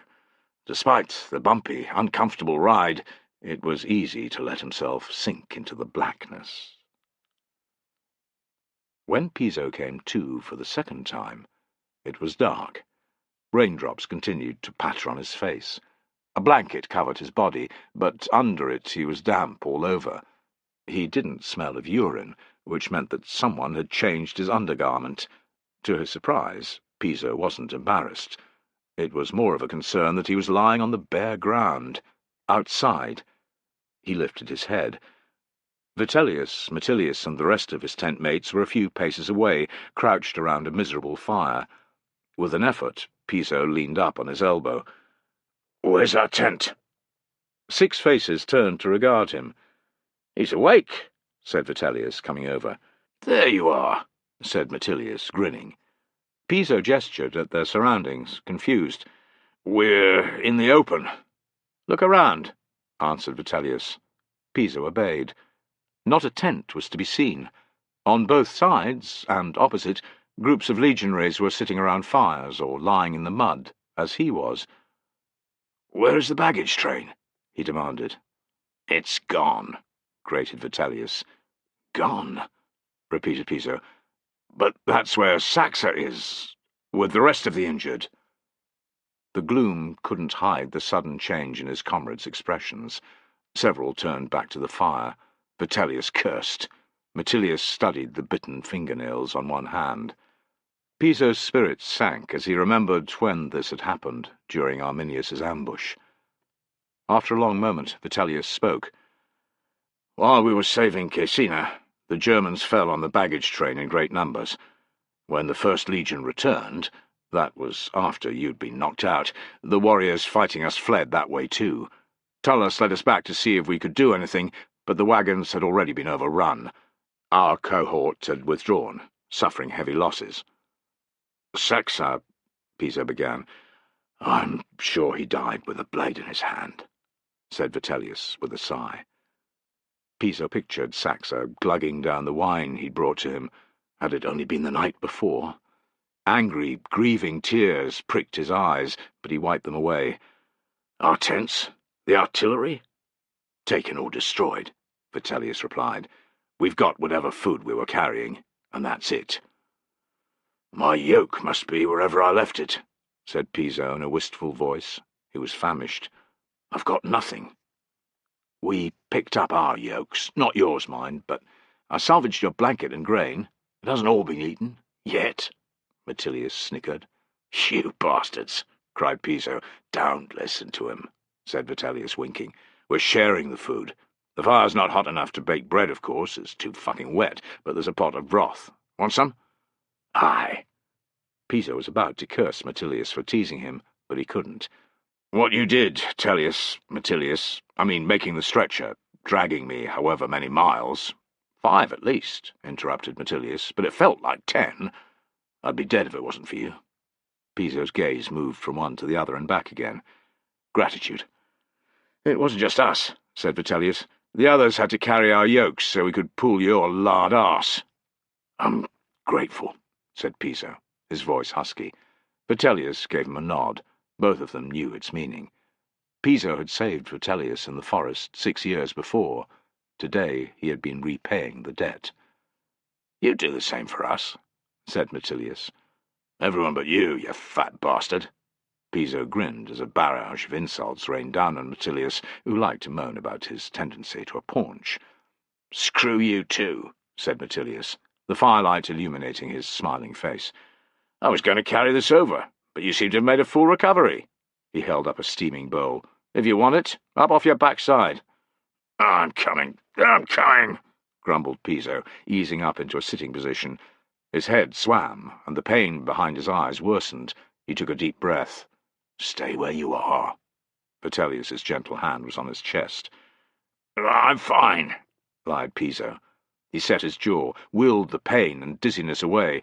After a few deep breaths, he pushed himself first to his knees and then to his feet. Aided by Vitellius, he made his way to the fire with careful steps. His comrade shifted over to give him room. Piso's head spun again as he sat, and he was grateful for the support of Vitellius's upraised arm. Everyone was watching him, he realized.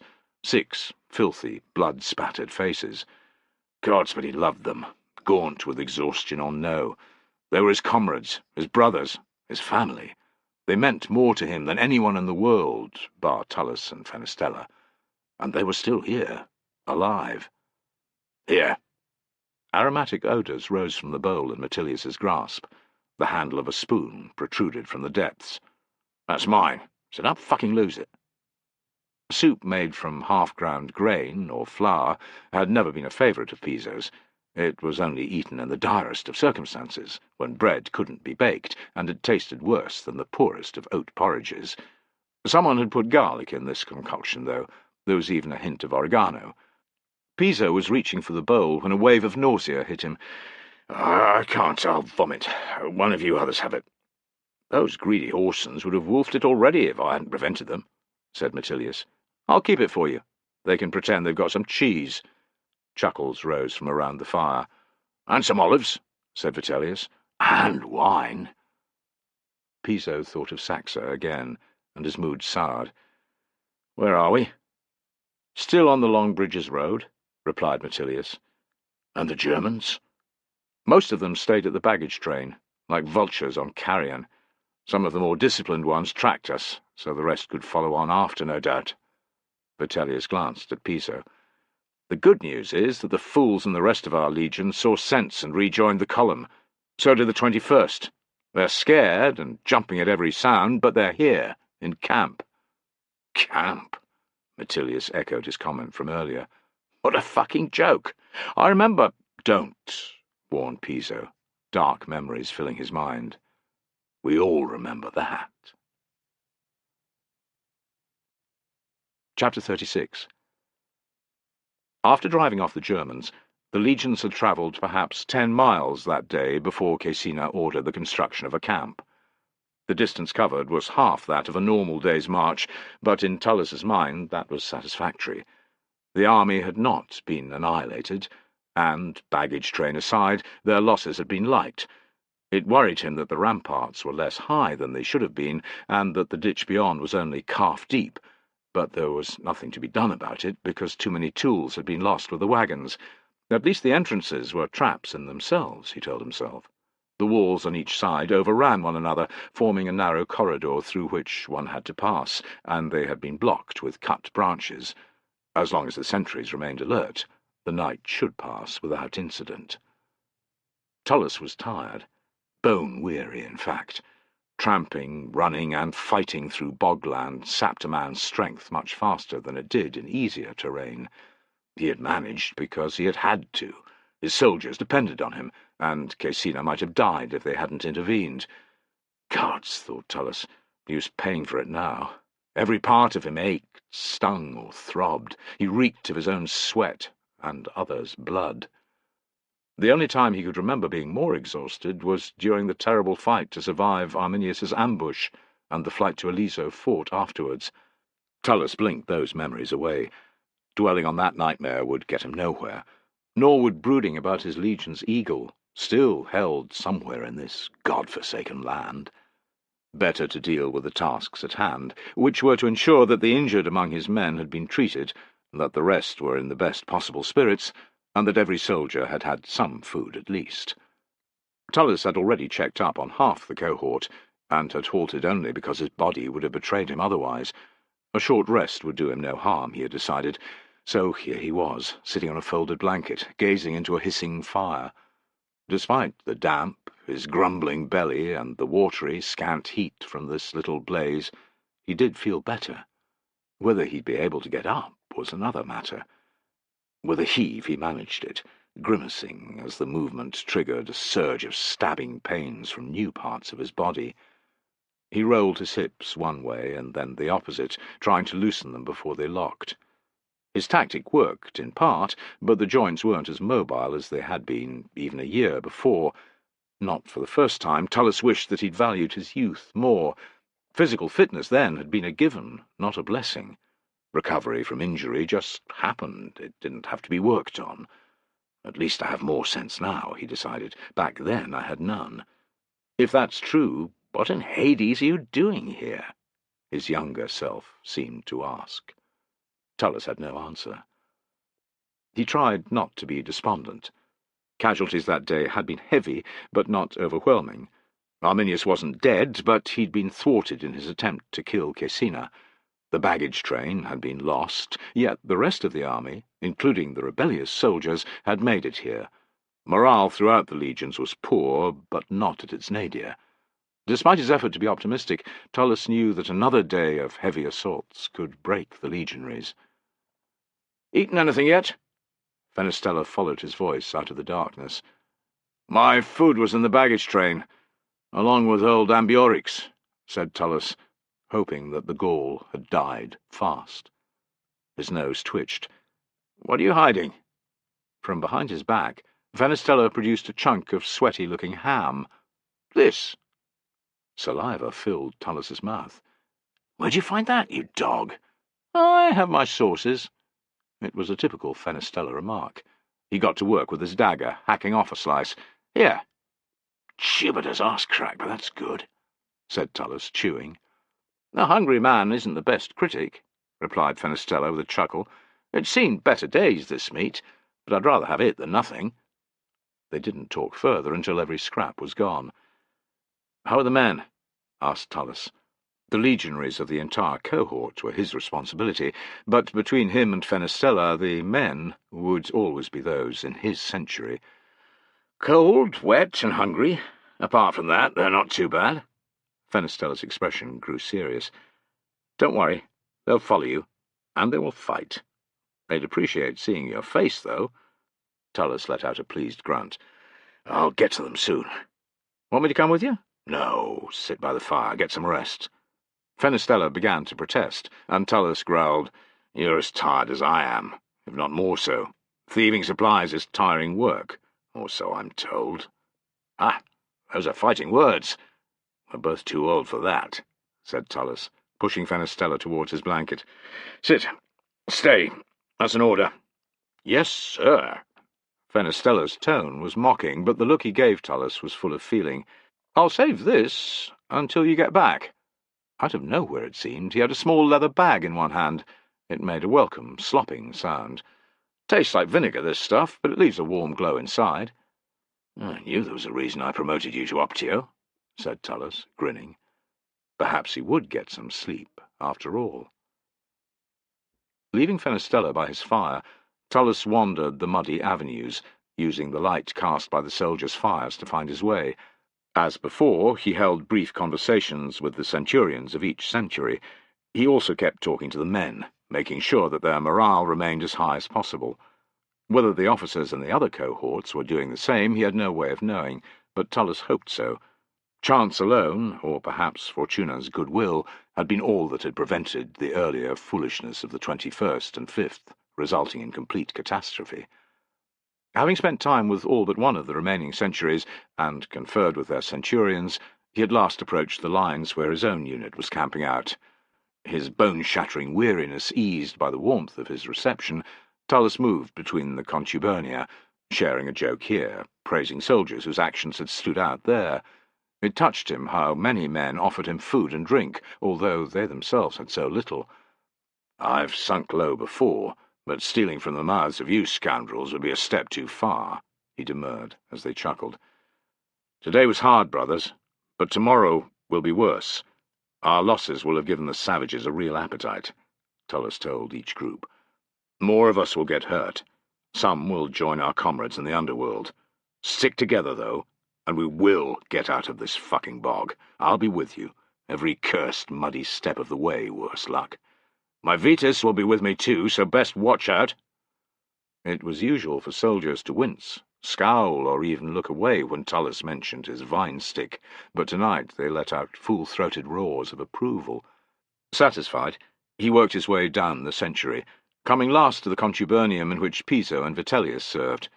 Before he approached, Tullus hung back in the darkness, watching the 7 men as they sat talking by their fire. Tullus would never admit to having favourites among his soldiers, but those who'd been with him in the 18th did hold a special place in his heart. The still gangling Piso and his acerbic comrade Vitellius ranked highest in his opinion. Piso's actions earlier that day had cemented this feeling. Since they had helped to rescue Degmar's family, Tullus also held Saxa and Metellius in particular regard. Poor Saxa, thought Tullus. Like Ambiorix and Whitehair, the wagon-driver, he was dead.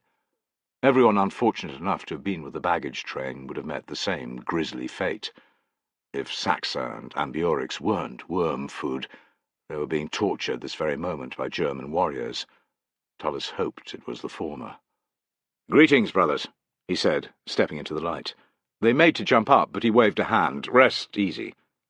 They grinned at him, eager as puppies, and Tullus's heart warmed. "How are things?" he asked, moving to stand near the crackling blaze. "All right, sir. Not too bad, sir. Things have been worse, sir." Tullus glanced at Vitellius, who hadn't yet spoken. "And you?" "I'm wet through, sir. Half-starved, too. My nose hurts like a bastard," replied Vitellius, giving him a sour look. "The front of me is toasty, thanks to the fire, but my back is fucking freezing. Oh, yes, Saxa's dead. Apart from that, I'm fine, sir. Thanks for asking." Surprised, Tullus roared with laughter. "Honest as always, Vitellius. I can't offer you much succour." "Didn't think you could, sir." Vitellius's shrug was resigned. "Are you ready for tomorrow?" asked Tullus. "I'll be there, sir. You know that." Tullus threw him a pleased look and turned to Piso. "How's the head?" "Sore, sir." Piso's smile was lopsided. "You able to march?" "Aye, sir, and to fight." "You're a good man. If it wasn't for you, well—" Tullus found himself at an unusual loss for words. "I wouldn't be here. Thank you." "Any one of us would have done the same, sir," protested Piso. "Maybe so, but it was you who did it today. You who saved my life." Tullus held Piso's gaze for a moment. "I won't forget that." Piso gave him a solemn nod. "Sir." "I'll leave you lot to it," said Tullus. "Get some rest. Tomorrow will be no joke. Sleep in your armour, just in case. Arminius is craftier than a fox." Thoughts of the Cherusci leader filled Tullus's mind as he paced back to Fenestella. After so long, it had been startling to see Arminius again, and galling beyond belief to have crossed blades with him, lost men to him, but not to have slain the whoreson. "The fates must be sitting up there, watching me and still cackling," thought Tullus with a dour glance at the sky. "Miserable Greek bitches. You separate our threads for 6 years, then bring them close enough to touch, but whip them away again before I had a decent chance to put the treacherous rat in the mud. Give me another opportunity," he swore now, "and I won't waste it." Tullus was deep in a most pleasant dream involving Sirona. He had managed to persuade her to lie with him at last, when a loud cry interrupted it. In the dream it sounded as if someone was shouting outside Sirona's room, or downstairs in the inn. Tullus did his best to ignore it, and kissed Sirona again. "Gods, but I've waited a long time for this," he murmured. She smiled. "So have I." A hand shook Tullus's shoulder hard. "Wake up!" demanded a voice. Sirona vanished. Instead of her warm bed, Tullus found himself lying face down in the muck under a damp blanket. He was in his armour, cold and uncomfortable, and whoever was responsible for his rude awakening had not given up. "Curse it all, wake up!" said the voice. Still exhausted, Tullus realized that the culprit responsible for the rude ending to his dream was Fenestella. Opening his eyes, he found his Optio kneeling alongside. "What is it?" His breath clouded in the chilly air. "I'm not sure." Tullus bit back an acid response. It was pitch black, the middle of the night, but Fenestella wouldn't rouse him for no reason. He sat up, wincing as his back protested. "Tell me. Listen." Tullus obeyed. At this god-forsaken hour he'd have expected to hear little. The occasional call of an owl, perhaps a sound or two from the cavalry lines, or the mule pens, maybe the tramp of a sentry along the nearest walkway, but nothing else. A whinnying horse, and the sound of galloping hooves, however, was of note. So too were the dim cries of alarm. The last tendrils of fog vanished from Tullus's mind, and he was on his feet. "Where's it coming from?" Fenestella gestured towards the area occupied by the cavalry off to their right. "Have you taken a look?" "I came to find you first." It was usual to wait for orders, to wait for the trumpeter's call. Acting on initiative was not the army's way. This was different, Tullus decided. The man who hesitated around an enemy like Arminius wound up dead. "I'll get the men up. You wake every centurion in the cohort. Tell them to ready the legionaries for battle and to wait for my summons. The advance sounded twice, a delay, and once more. If they don't hear it, they're to stay put until further orders come in." "And the other cohorts?" Altering the rest of the legion would waste time, thought Tullus.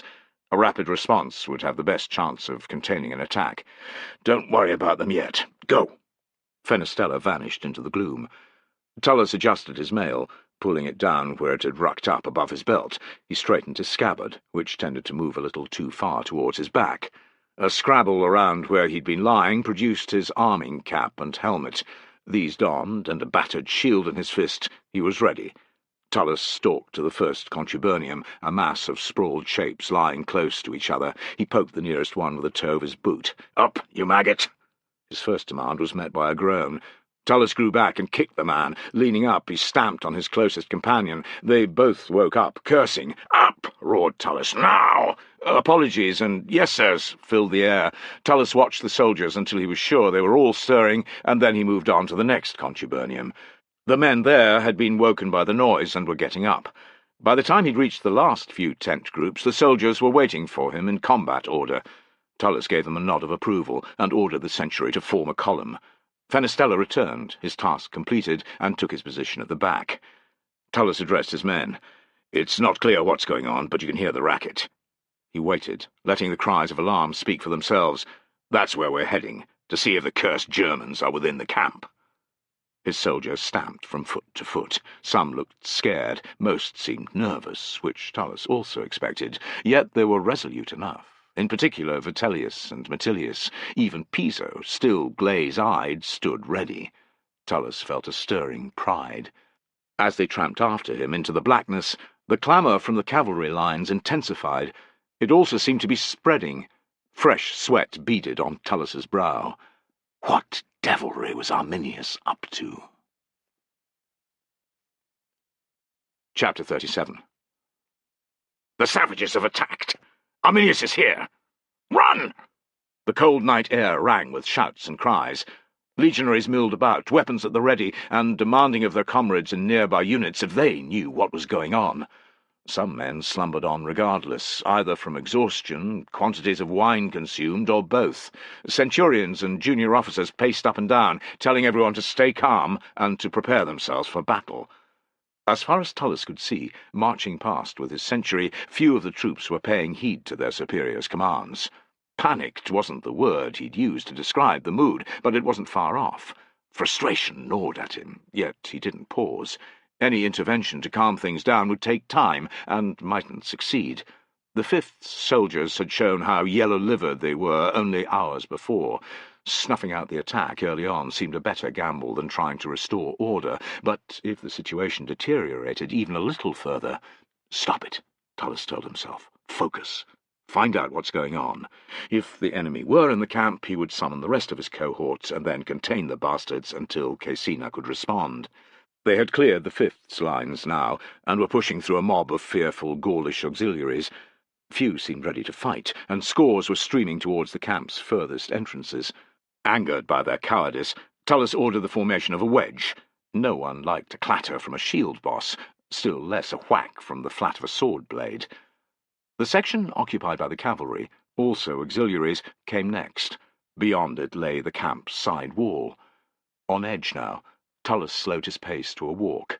His eyes were accustomed to the dark, yet it was difficult to see more than the shape of the poor earthen rampart that had been dug out the previous evening. This weakness would have been noticed by the keen-eyed German scouts, Tullus suspected, and might have been why Arminius had ordered an assault.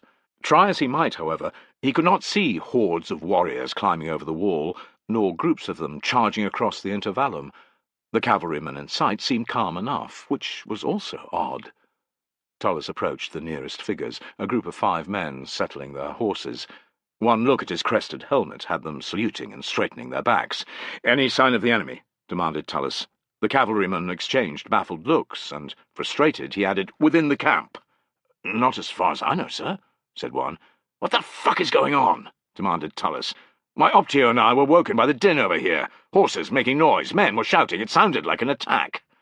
The cavalryman's expressions turned sheepish, and Tullus roared, "Tell me before I ram this Vetus somewhere the sun doesn't shine."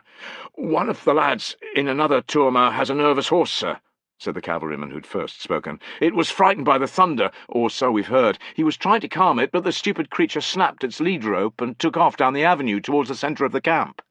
He pointed in the direction that Tullus had come. The explanation was so obvious that Tullus's instinct told him that this was what had happened, that there were no warriors inside the walls, and the whole sorry affair had been started by a jittery horse. But for the gravity of the situation, gods only knew how the panic was spreading, he would have laughed. Warning the cavalrymen that if they valued their hides, they and their fellows were to keep their mounts under control, Tullus led his sentry towards the ramparts. There, the sentries for 200 paces in each direction, all present and correct, reported no sign of the enemy. His search concluded, Tullus cocked an ear. Unhappy sounds were rising from throughout the camp, and he cursed. Arminius's warriors might have attacked another section of the defences, but given what Tullus now knew, it was far more probable that the terrified horse had sown panic everywhere instead. After the previous day's debacle, it was easy to imagine how frightened the sleep-deprived legionaries of the 4 legions might become. The level of noise proved that some were on the edge of panic. Their fate rested on a knife edge, Tullus concluded. If the soldiers headed into the bog, they would drown in the morass, or be killed by the opportunistic Germans. Even if Arminius's forces weren't prepared for this unexpected, almost gods-given development, they would soon realize what was going on. When dawn came, the disorganized, demoralized legionaries would be easy prey. The gates, thought Tullus. Every gate had to be secured. He stripped one entrance, the one behind him, from his list. The purported attack was coming from that direction, so even the dimmest soldier wouldn't try to escape that way. 3 gates remained then, one at either end of the camp's shorter sides, and the one at the far end of the avenue Tullus was standing on. As he tried to decide what to do, the uproar in the darkness beyond worsened. 2 sentries could hold a gate, he decided. He would march back to his cohort's position, and there split the unit into 3, each 2 sentries strong. One would go north with him to the entrance that lay behind the headquarters. Caecina would be made aware of the situation at the same time. The other 2 groups would head for the east and south gates. Tullus barked the order to advance, but a growing, unhappy certainty filled his mind as they marched. If they didn't move fast, it would be too late. Their journey proved tricky. The main avenues were clogged with scared, aggressive legionaries, arguing and fighting among themselves as they meandered along. Swearing, Tullus led his men into the smaller lanes that separated unit from unit. Crowds of nervous soldiers had also gathered there, but it was easier to find the gaps. Tullus and his party reached the cohort's tent lines without incident. Augmenting his force with a 2nd century, he sent the remaining 4 units off under the command of 2 of his most senior centurions. That done, he made for the headquarters. It seemed to take an age to reach the camp's centre. The usual large command tent was missing, lost with a baggage train, Tullus presumed. A rectangle of 6 ordinary legionary tents stood in its place, and there scores of officers and guards were milling. Hundreds of soldiers were streaming past, towards the gate, and no one was trying to stop them. With his century in close formation, Tullus drove straight through the panicked mob to the headquarters. He found Caecina in the midst of a dozen or more legates and tribunes. Their raised voices and worried faces told their own story. Tullus paused at the edge of the gathering to listen. Caecina's expression changed from moment to moment as he listened to the conflicting advice being given him. One legate wanted to lead the nearest cohorts towards the attackers, and the second thought a defensive cordon should be set up along the camp's north-south axis. A senior tribune, Tubero no less, declared that the legions needed to be assembled in marching order on the intervallum, and from there dispersed to take on the enemy. Another tribune was even advocating retreat back to solid ground. Tullus's frustration boiled over. "I must speak with General Caecina," he cried, pushing his way forward. Faces turned, registering shock, anger, and disbelief. In Tubero's eyes, Tullus saw real hate. It was too late to consider what punishments this transgression might earn him. He came to a halt in front of Caecina and saluted. Caecina, tired-looking but already in his armour, seemed unimpressed. "What is the meaning of this?" "I know what's going on, sir," said Tullus. "Ha!" cried Tubero. "Do you hear this? Tullus knows what's going on, even though it's as clear to us as the noses on the end of our faces." Caecina twisted his head. "Guards!" "A wise decision, sir," said Tubero in a snide tone. Tubero's comment sent rage pulsing through Tullus's veins, but the danger they faced was too great to risk a confrontation. "My news is urgent, sir," he said to Caecina. "Let me explain." Caecina's nostrils flared, but he waved back the quartet of guards who'd appeared. "Be quick. There is no attack, sir." Ignoring the senior officer's disbelieving reactions, Tubero even said liar, Tullus ploughed on. The whole thing began with a horse that was startled by the thunder. The beast broke free and galloped off among the sleeping soldiers. Complete panic ensued as they awoke and imagined Arminius's warriors were in their midst. Men are beginning to retreat from the cavalry lines near the west gate. Those further away, unable to decide what's going on, are also affected by the fear sweeping through the camp. The troops are trying to get out by the most distant gate, sir. That's it. "These are the ravings of a madman, sir," declared Tubero. "Every soldier in sight is talking about the enemy attack." A good number of officers nodded, dismaying Tullus. He glanced at Caecina. He didn't care about himself, but the army's destiny hung in the balance. "How do you know this?" demanded Caecina. As fast as he could, Tullus laid out what had happened since he'd been woken by Fenestella. Caecina listened in silence. To Tullus's surprise, so did the senior officers. No one spoke when he was done, allowing the sound of panicked cries and running feet to fill the air. "Has anyone here seen the enemy inside the defences?" asked Caecina. There was no answer. "Not a single one of you?" Caecina's gaze raked the gathering. "Has anyone spoken with a soldier who has set eyes on the attackers?" Some officers began to seem embarrassed now. Even Tubero looked uncomfortable. Caecina scowled. "It appears you may be right," he said, relieving Tullus beyond measure.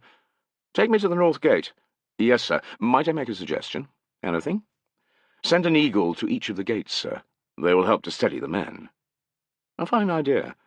Caecina rattled off orders, commanding a legate, an eagle, and an escort to both the east and south entrances. The Fifth's own eagle was brought forth from the command tent to accompany their party. With the Aquilifer nowhere to be found, Vitellius was deputized to carry it. He bore the gold bird aloft behind Tullus, his usual sour expression replaced by a wide, satisfied grin. 4 soldiers, Piso among them, walked to either side, carrying flaming torches that allowed the eagle to be seen. Pride filled Tullus to have the Legion's standard at his back, although it wasn't the same as if the 18th's lost eagle had been there. The throngs of soldiers heading towards the north gate had grown denser, yet the sight of the eagle made them give way. Again, using the wedge, with Caecina close behind, Tullus forged a path into the area occupied by the 5th Legion. From there he guided them through the tent lines and approached the north gate from the side. 150 paces out, he stopped. The entrance was obscured by a large crowd of legionaries which filled the intervallum and the spaces where tents should have been. Despite the fearful cries rising into the night, the soldiers didn't appear to be moving outside the camp. "Maybe there's still time, sir," Tullus said to Caecina. "They can't make up their minds what to do." "It's one thing to run amok through the camp, but quite another to charge into the darkness beyond the walls," said Caecina. "We'd best get over there fast, though, before they change their minds." Even in the poor light, the press seemed far thicker than it had been elsewhere. There was a chance that the panicked legionaries might fight back, Tullus decided, which meant his hope of positioning his 2 sentries between the mob and the gate was no longer feasible, at least without blood being shed. He wasn't averse to that, per se, but if it happened, the situation would descend into complete chaos.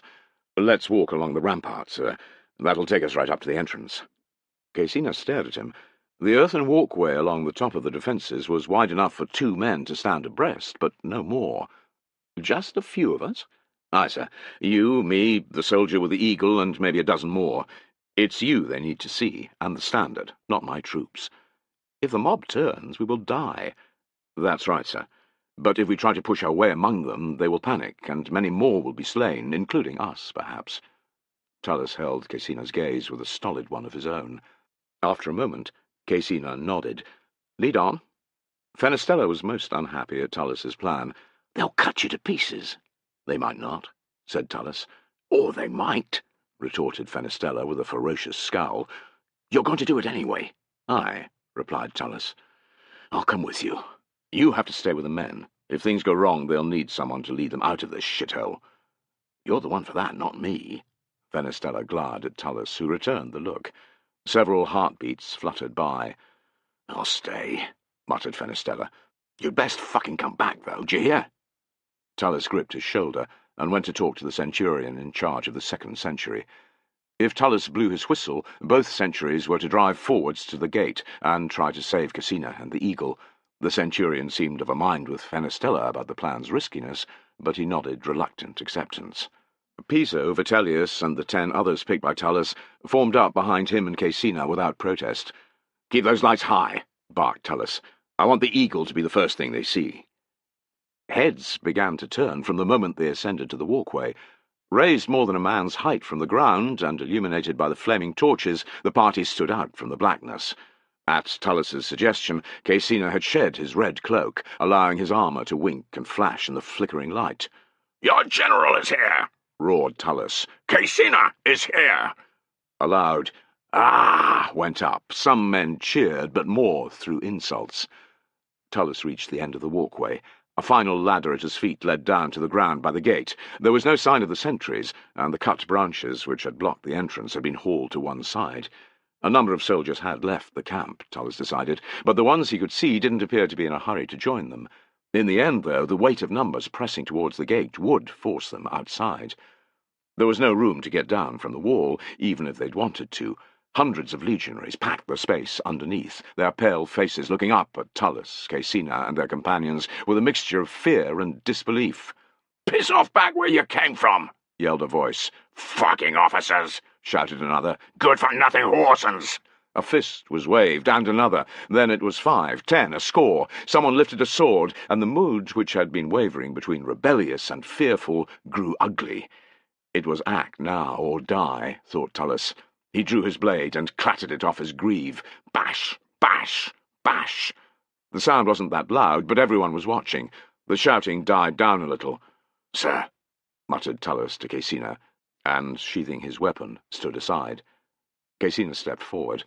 "Brave soldiers of Rome!" he shouted. "To Hades with you, Caecina!" cried a voice. "Brave soldiers of Rome!" repeated Caecina, louder this time. "The enemy has not stormed the camp." "So you say. We heard him with our own ears." "It was a horse, I tell you, a horse that had been scared by the thunder," yelled Caecina. "Centurion Tullus has been to the spot where the enemy is supposed to be attacking. He found nothing out of the ordinary. The savages are not in here with us, but out there," he roared with a dramatic gesture at the world beyond the walls. "Step outside at your peril, brothers." "I know where I'd rather take my chances, and it ain't here," declared a sour-faced legionary among those closest to the entrance. "Will I have to lie in your path to stop you?" asked Caecina, his frustration evident. "I wouldn't do that," warned Sourface, as an animal sound left the soldiers' throats. Sourface was the first rock in a landslide, Tullus decided. If he left the camp, the rest would follow, and if Caecina got in their way, they'd kill him without thinking, just as they had other senior officers during the previous year's rebellion. "Give me that!" Tullus hissed, snatching the eagle from a startled Vitellius. Bellowing, "Roma!" Tullus took the steps down, 2 at a time. Shocked, the nearest legionaries gave way a little. Tullus sensed someone following him. Looking back, he was startled to recognize Caecina. Brandishing the eagle as if it were a weapon, Tullus pushed towards the gate. "Make way! Make way!" he ordered. No matter how rebellious the soldier, it was impossible to obliterate the reverence felt towards a legion's eagle. The embodiment of pride, courage, and glory, it demanded respect. The crowd fell back, gazing with awe at the golden bird. Tullus shoved on until he stood in the middle of the entrance. Caecina reached his side an instant later, and Tullus stabbed the standard's spiked butt into the muddy ground, facing the eagle towards the mob. Sensing what he needed, Piso and the other torchbearers climbed atop the edge of the rampart to light up the scene. "See this magnificent bird!" shouted Tullus. "It belongs to the glorious Fifth!" As he'd expected, a chorus of voices roared back, "The Fifth! The Fifth!" "You don't want to see this fall into enemy hands, do you?" Tullus shouted, the hairs on his own neck prickling at the idea. "Never!" the legionaries roared. "Listen to me. I served in the 18th for many years. I see you nod your heads. You knew men in it." Tullus acknowledged several of the nearest soldiers. "As you know, the 18th was one of the legions destroyed by that sewer rat Arminius. Lucky for me, I got away from the ambush, me and about 15 of my boys." The old guilt stung Tullus, that he should have saved more, that he should somehow have prevented the eagle being taken. "You're the Centurion Tullus?" It was Sourface who spoke. "Aye." Another "Ah!" went up, surprising Tullus. "They know of me," he thought.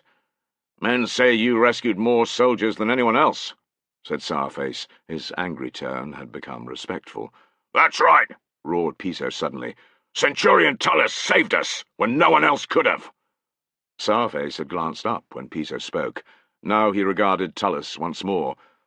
"This officer should say his piece," he declared. "What say you, brothers?" "Aye!" shouted 100 voices. Tullus shot a look at Caecina, a little concerned that he was centre stage rather than the general, but Caecina indicated he should speak. Tullus rolled his tongue around a parched mouth. His next words were of vital importance. Say the right ones, and the unhappy legionaries would go back into the camp. The wrong ones would see him and Caecina murdered, trampled underfoot, as a sea of soldiers fled into the darkness, and the next morning all 4 legions would be massacred. Tell them the truth, he thought. Say it like it is.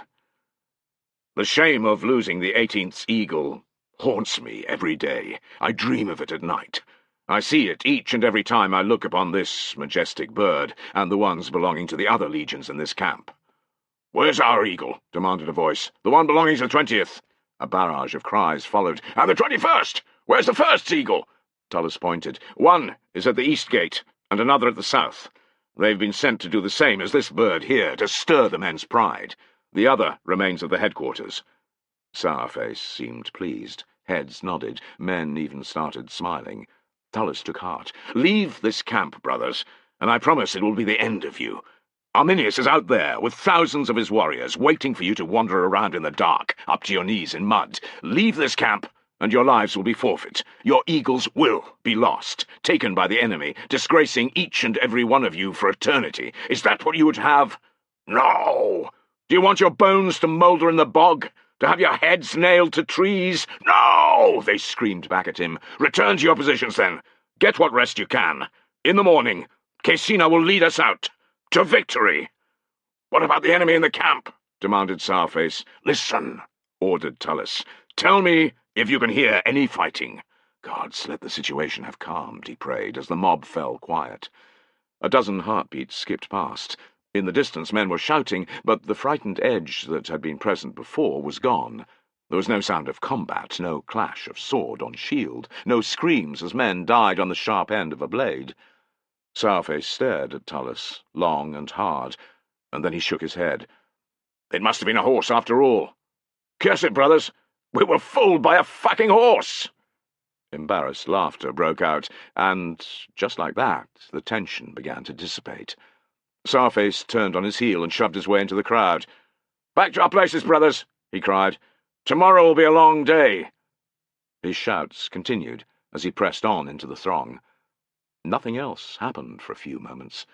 Tullus's heart was thudding in his chest. There was no way of knowing if enough of the legionaries had been convinced. He twisted the standard staff a little so that the torchlight bounced off the majestic gold bird.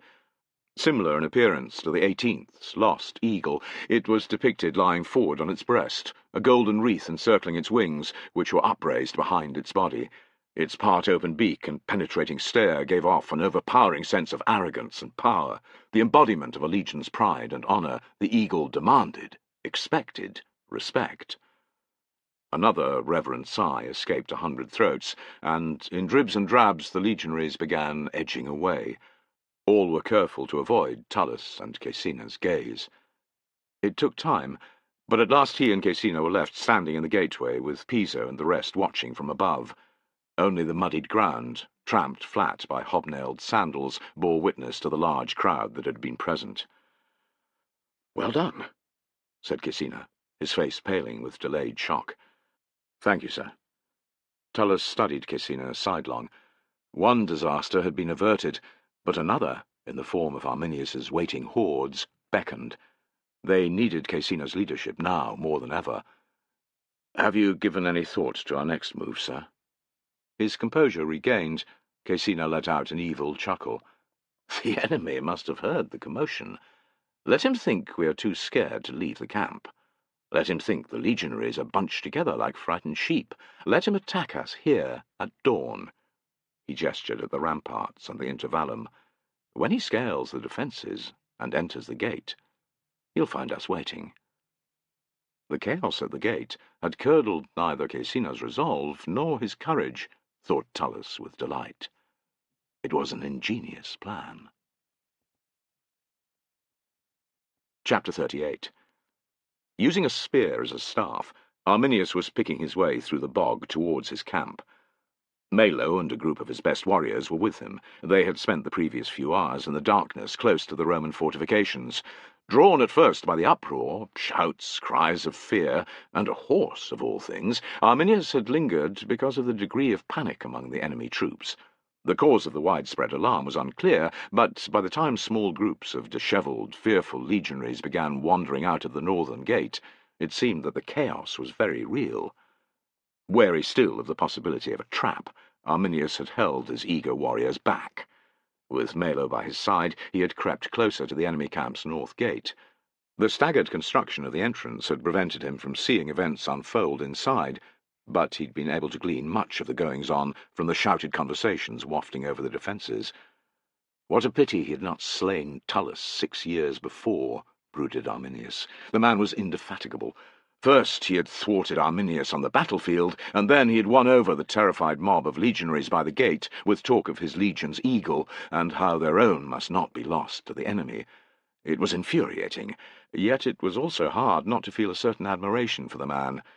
Realizing that Caecina had been there too, Arminius had determined to storm the gate and try to kill both Tullus and General in one fell swoop, but Melo had stood in his way. Arminius had cursed him for it, but as the first fingers of light stole up the sky from the horizon, he had to admit that his second-in-command had been right. They might have succeeded, but some of the legionaries at least would have fought back. Melo or he might have been slain. Dying didn't scare Arminius. Since Thusnelda's abduction there had been many occasions when he would have welcomed the oblivion it granted. He had allowed Melo to step in because without him, the charismatic leader, it would be too easy for the tribe's assault on the battered legions to fragment and fail. With him, it would succeed. The legionaries were terrified. The evidence of that had filled Arminius's ears. When they emerged from the camp at last, and his warriors fell on them in their thousands, what remained of their resolve would vanish, as it had for Varus and the unfortunates who'd followed him. It was bitter-sweet that, despite the magnitude of Arminius's impending victory, Thusnelda and their baby would never return home.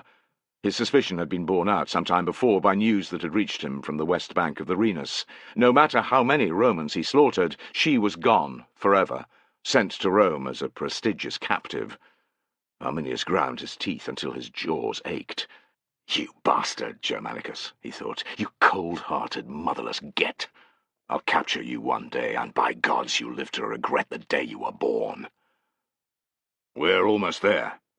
Melo's voice pulled Arminius back to the moment.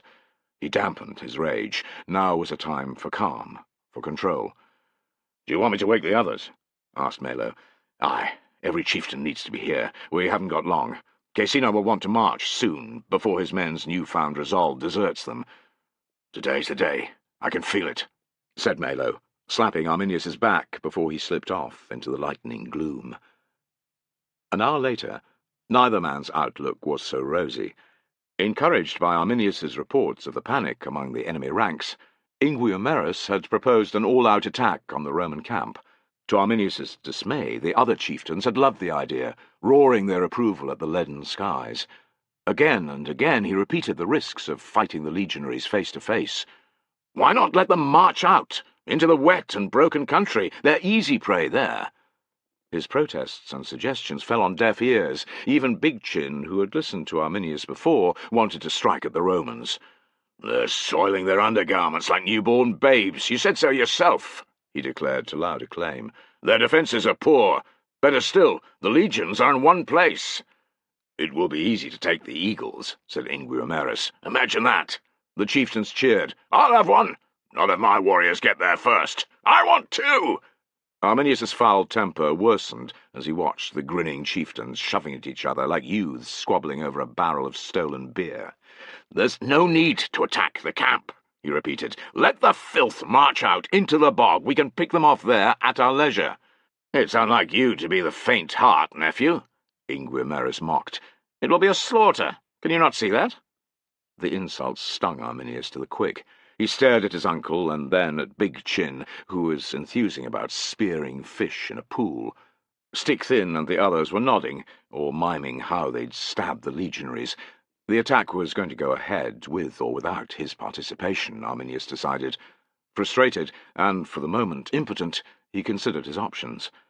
If he gave the order, most of his warriors would refrain from taking part in the assault. The men who held back, 5,500 spears perhaps, were a sizable and important part of the entire host. Trained, better armed than most, and veterans, their absence would affect the battle to come, and could even hand victory to the Romans. If that happened, a widespread rout was likely, bringing with it heavy casualties. Apart from the human price of such a disaster, there were other considerations. Brave-hearted though they were, the defeated tribesmen would lose all interest in pursuing the enemy. They would return to their settlements, and any chance of wiping out Caecina's army would be lost. Arminius's entire campaign would have come to nothing. He locked eyes with Big Chin, and wondered if the Agrivari chieftain was thinking the same thing. Fall on them in the open, in the bog, and we'll fare better, Arminius said, trying one more time. Yesterday was just the start. Hit them right now, when they're groggy with lack of sleep and still terrified from the panicked horse, and victory will be ours, Big Chin responded. He's right, declared Inguiomerus in a confident tone. Are you with us? Everyone's attention turned towards Arminius. He glanced at Melo, who gave a minute, frustrated shrug. Curse it, thought Arminius. My warriors will also fight. I don't want to hear forever more about the glory being yours, or how you won the day, he snapped at Big Chin. The same applies to you, Uncle. We can share the glory, declared Big Chin, grinning. Indeed, agreed Inguiomerus, but he wasn't smiling. He stared at Arminius, his eyes sparking with anger. Arminius returned the look with cold intensity. I know what you're doing, he thought. You're trying to assume the mantle. Had the situation been different, he would have spoken up, even challenged Inguiomerus to a fight. Today, though, it would be better to wait until the day's end, when the battle was over and the casualties counted. If his uncle's plan succeeded, Arminius would face a real challenge to his authority. If the assault failed, as he thought it would, Inguiomerus would have to be put back in his place with an iron fist. Cross that bridge when you come to it, thought Arminius. Crush the Romans first. Dawn had broken not long before, and Arminius's warriors had gathered around him. Many bore bundles of branches or sections of heather bushes. Others carried rough-hewn ladders, the result of their labours since he'd given the orders to prepare for an attack.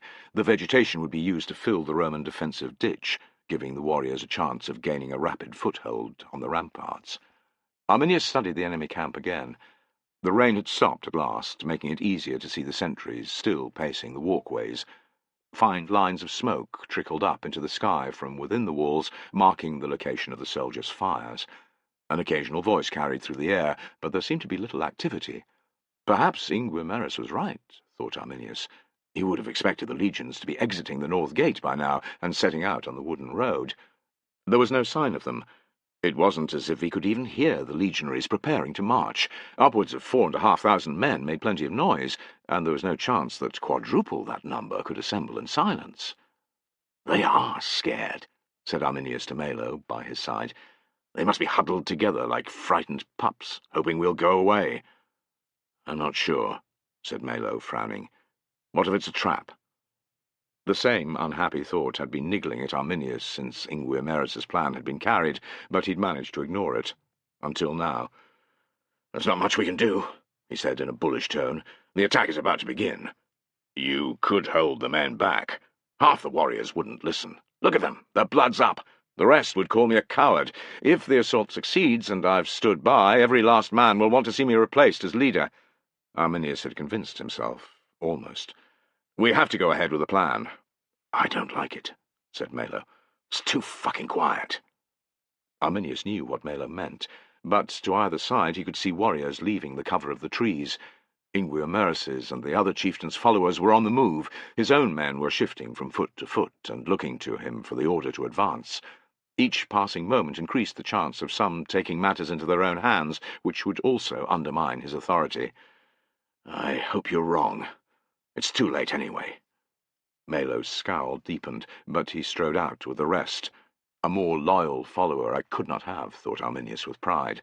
If every man were cut from the same cloth as him, I would have crushed the Romans 5 times over. It was full daylight now, and they were in sight of the enemy sentries. Encouraged by Arminius and the other leaders, the warriors swarmed down the hill slopes and towards the camp. They had gone perhaps a third of the distance when the alarm was sounded from the nearest wall. Arminius's nerves jangled, but no general call to arms followed. He could see 5 sentries watching them. All were roaring at the top of their voices, and they sounded terrified. Arminius was delighted. "On!" he roared to his men. "Quick as you can!" By the time the warriors had covered another 300 paces, 2 of the Romans had abandoned their positions. Ingwimeris and Big Chin were right, Arminius decided. He didn't mind losing face to them if Caecina's army was destroyed. Arminius began to run, urging his men to do the same. When the Baratus began, he joined in with gusto. Hum! Hum! Mud splattered, legs soaked to the knee and chest heaving. Arminius looked back. 2/3 of the ground was to their backs now. A few men had fallen behind with twisted ankles and the like, but the vast majority were with him, faces contorted as they bellowed their war cry over and over. A 3rd sentry vanished from sight, leaving 2 legionaries to face Arminius's thousands. The pair who remained continued to shout for help, but they were wavering. From inside the camp, Arminius could hear what sounded like frightened cries. Blood thrummed in his ears, and his sword felt good in his hand. 100 steps remained. "Come on!" he shouted with rising excitement. "Get over the ditch and up the wall!" At 70 paces, one of the sentries lobbed his javelin. It soared up into the air, a fine throw, and landed close to Osbert, who roared an obscenity in reply. The 2nd sentry waited until the warriors were much closer before hurling his javelin. His was a poor effort, landing just beyond the defensive ditch. The barrage of insults from the warriors that followed was deafening, and both legionaries vanished from sight. The sounds of panic from within continued. "What do you think?" Arminius called to Melo a short way to his right. "I'll tell you from the top of the wall," came the terse reply.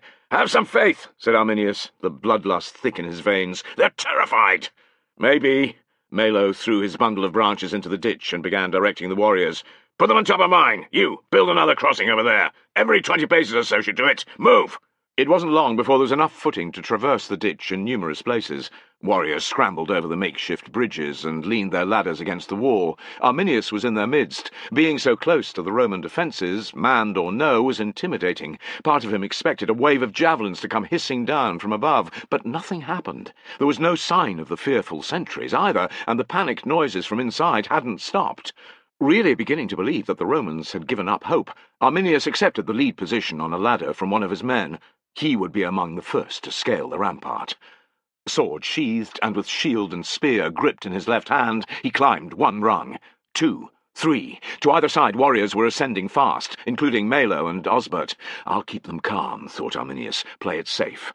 Their initial objective would be to gain a strong foothold, and then to open one of the gates. After that, the slaughter could begin in earnest. "Arminius!" Melo's tone propelled Arminius up the ladder, as if every demon in the underworld was after him.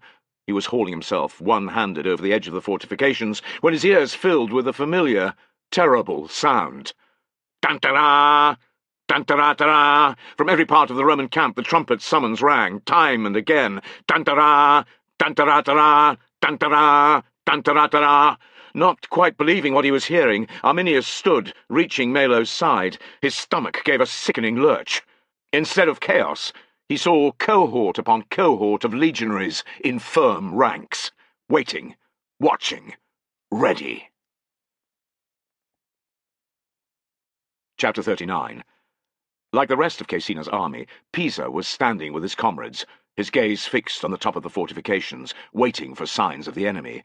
His nerves were strung tight, and there was still a dull pain behind his eyes. They could only have been formed up for an hour or so, but it seemed like an eternity. Caecina's order had arrived before dawn, and Tullus had had them ready soon after that. Now every cohort of the 5th was positioned on the inner edge of the intervallum, facing the north wall in standard formation. Its lower-than-normal height was just enough to conceal them. A legion to a wall, Tullus had told them in confident tone. That was more than enough.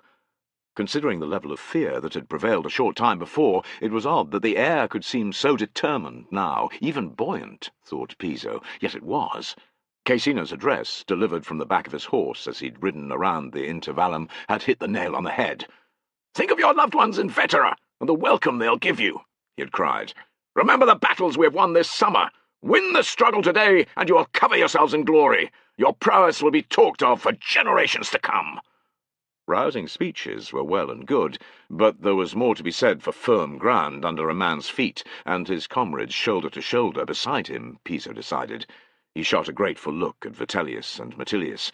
These welcome comforts didn't mean he liked the dry-mouthed weight, the twisting stomach and cold sweats, the fool-once-more bladder that had just been emptied, the twitching muscles. When the sentries on the north wall bellowed the alarm, therefore, Piso felt an overwhelming sense of relief. Fear was there, too, as usual, but the agony of waiting was over. "They're coming," he said, "at fucking last." "I was thinking the savages wouldn't fall for Caecina's trick," muttered Vitellius, scowling. "They have, so cheer up." Metilius gave Vitellius a dig in the ribs. "Cheer up?" scoffed Vitellius. "Thousands of the Horsens are about to throw themselves over that wall at us." "Better this way than out in the bog, you grumpy bastard," jibed Piso. "Listen, you maggots," hissed Tullus. He came stalking along the front rank, the gnarled head of his Vetus held threateningly at eyeball height. "Listen!" For a moment, Piso could only make out the pounding of his heart off his ribs and the usual leather creaks and metallic clinks from his comrades' equipment. Then he heard it, in between the sentries' alarm calls, men's voices carrying from beyond the north wall. "Prepare yourselves," said Tullus, pitching his voice low but potent enough to carry. "I don't want a fucking sound from any of you until I give the order. If I hear as much as a mouse fart from one man, I'll rip you all, you arseholes." This was said with another menacing gesture of his vine-stick. No one dared answer, and Tullus leered. "Steady, brothers.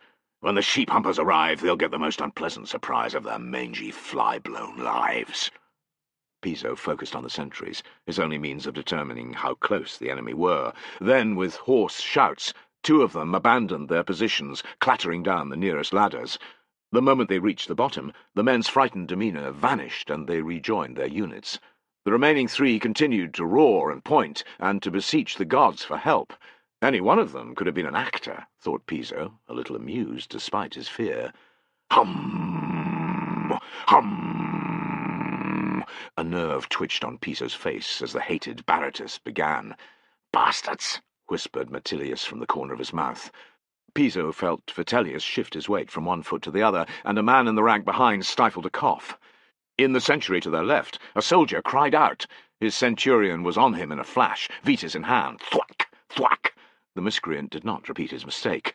Piso took a furtive look around. The faces he could see were grim, edgy, and sweaty. Some were scared, a few seemed terrified, yet the imposed silence held. It was because Tullus and his Vetus were everywhere, thought Piso, along the front of the Century, down its sides, and at the rear. There was no way of knowing where he'd pop up next. The third of the 5 sentries took to his heels, and Tullus, now at the front of the Century again, raised his arms. "That's a signal, brothers," he said, pulling a face.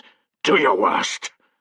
After the nerve-shredding wait, it was a release to be able to do something. Uproar descended as the legionaries gave tongue. "The Germans are here!" roared Piso. Beside him, Vitellius was emitting a noise that sounded as if his throat was being cut. "Run!" screamed Metilius. "Run!"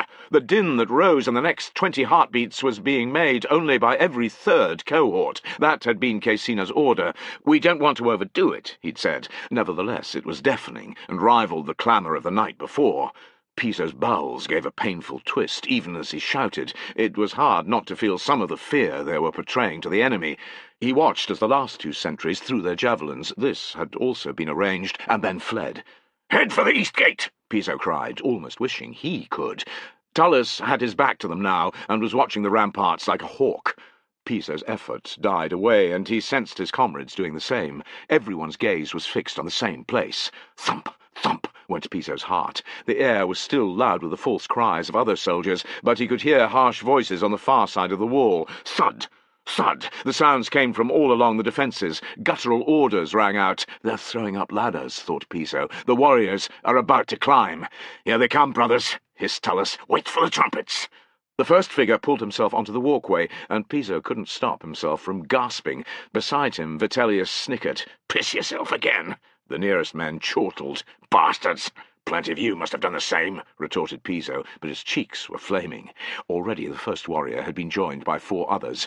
In the space of a few heartbeats, that number had tripled. The tribesmen stood on the walkway, staring down in mute amazement at the waiting legions. "Tantara! Tantaratara! Tantara! Tantaratara!" Long and hard the trumpeters blew, ordering every legionary to arms. Tullus had his men draw their swords and close up. More and more warriors appeared at the top of the defences, and the first arrivals began descending the steps. No fools, they waited for their comrades to join them. Experienced warriors and chieftains rallied them into large groups. Berserkers roared threats and pounded their chests. Still, Tullus did not give the order. Piso's eyes searched the other walls. Countless numbers of the enemy were swarming over them, too. Gods, but he was glad there were 4 legions within the camp. "You've got to hand it to the Horsens," declared Vitellius. "They're not short of courage." "Aye," said Piso with feeling. "I wouldn't fucking climb down here." Metilius bared his teeth. "When are they going to sound the advance?" "The more filth that reach the intervallum, the more of them there are to squeeze against the walls," shouted Tullus. "Let none escape, eh?" Piso and his comrades cheered. It wasn't long before several hundred of the enemy were grouped before Tullus's cohort. Scores more warriors joined their comrades with every passing moment. Javelins would be useful now, thought Piso, but they were long gone, used up in the previous day's fighting. It was going to be sword and shield work, up close and personal, bloody, brutal, and random. Men were about to die, on both sides. Chapter 40. The trumpets were blaring again, as Tullus laid down his Vetus, pressing it into the earth with his boots. His smooth-worn vine-stick was a prized possession, having been with him since his promotion to the centurionate, but it had no place in battle. It was possible he'd be unable to find it afterwards, but that was the least of his worries. He eyed the massing tribesmen before them. I might die today, he thought, but Fortuna would have to be at her most capricious. Arminius is a fool for leading his warriors into such an enclosed space. Tullus's chest felt tight, and his stomach was knotted, but he was ready. Piso was on one side of him, and Vitellius, his broken nose a giant black-blue bruise, on the other. They were all there, Metilius and the rest of the 18th's veterans, and his soldiers from the 5th. Every man was dear to Tullus now, even the ex-conscripts who'd rebelled the previous year. He would do anything for them, fight, bleed with them, drag them out of the cursed bog. If it came to it, he would lay down his life for each and every soldier in his century. It wouldn't come to that today, he hoped. The savages were about to learn the harshest of lessons. "Shields up! Swords ready, brothers! Advance, at the walk!"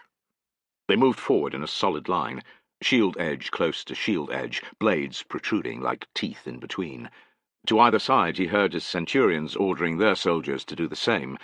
The warriors shouted and battered their spears off their shields in response, working themselves into the state that allowed men to charge an impenetrable wall of wood and metal.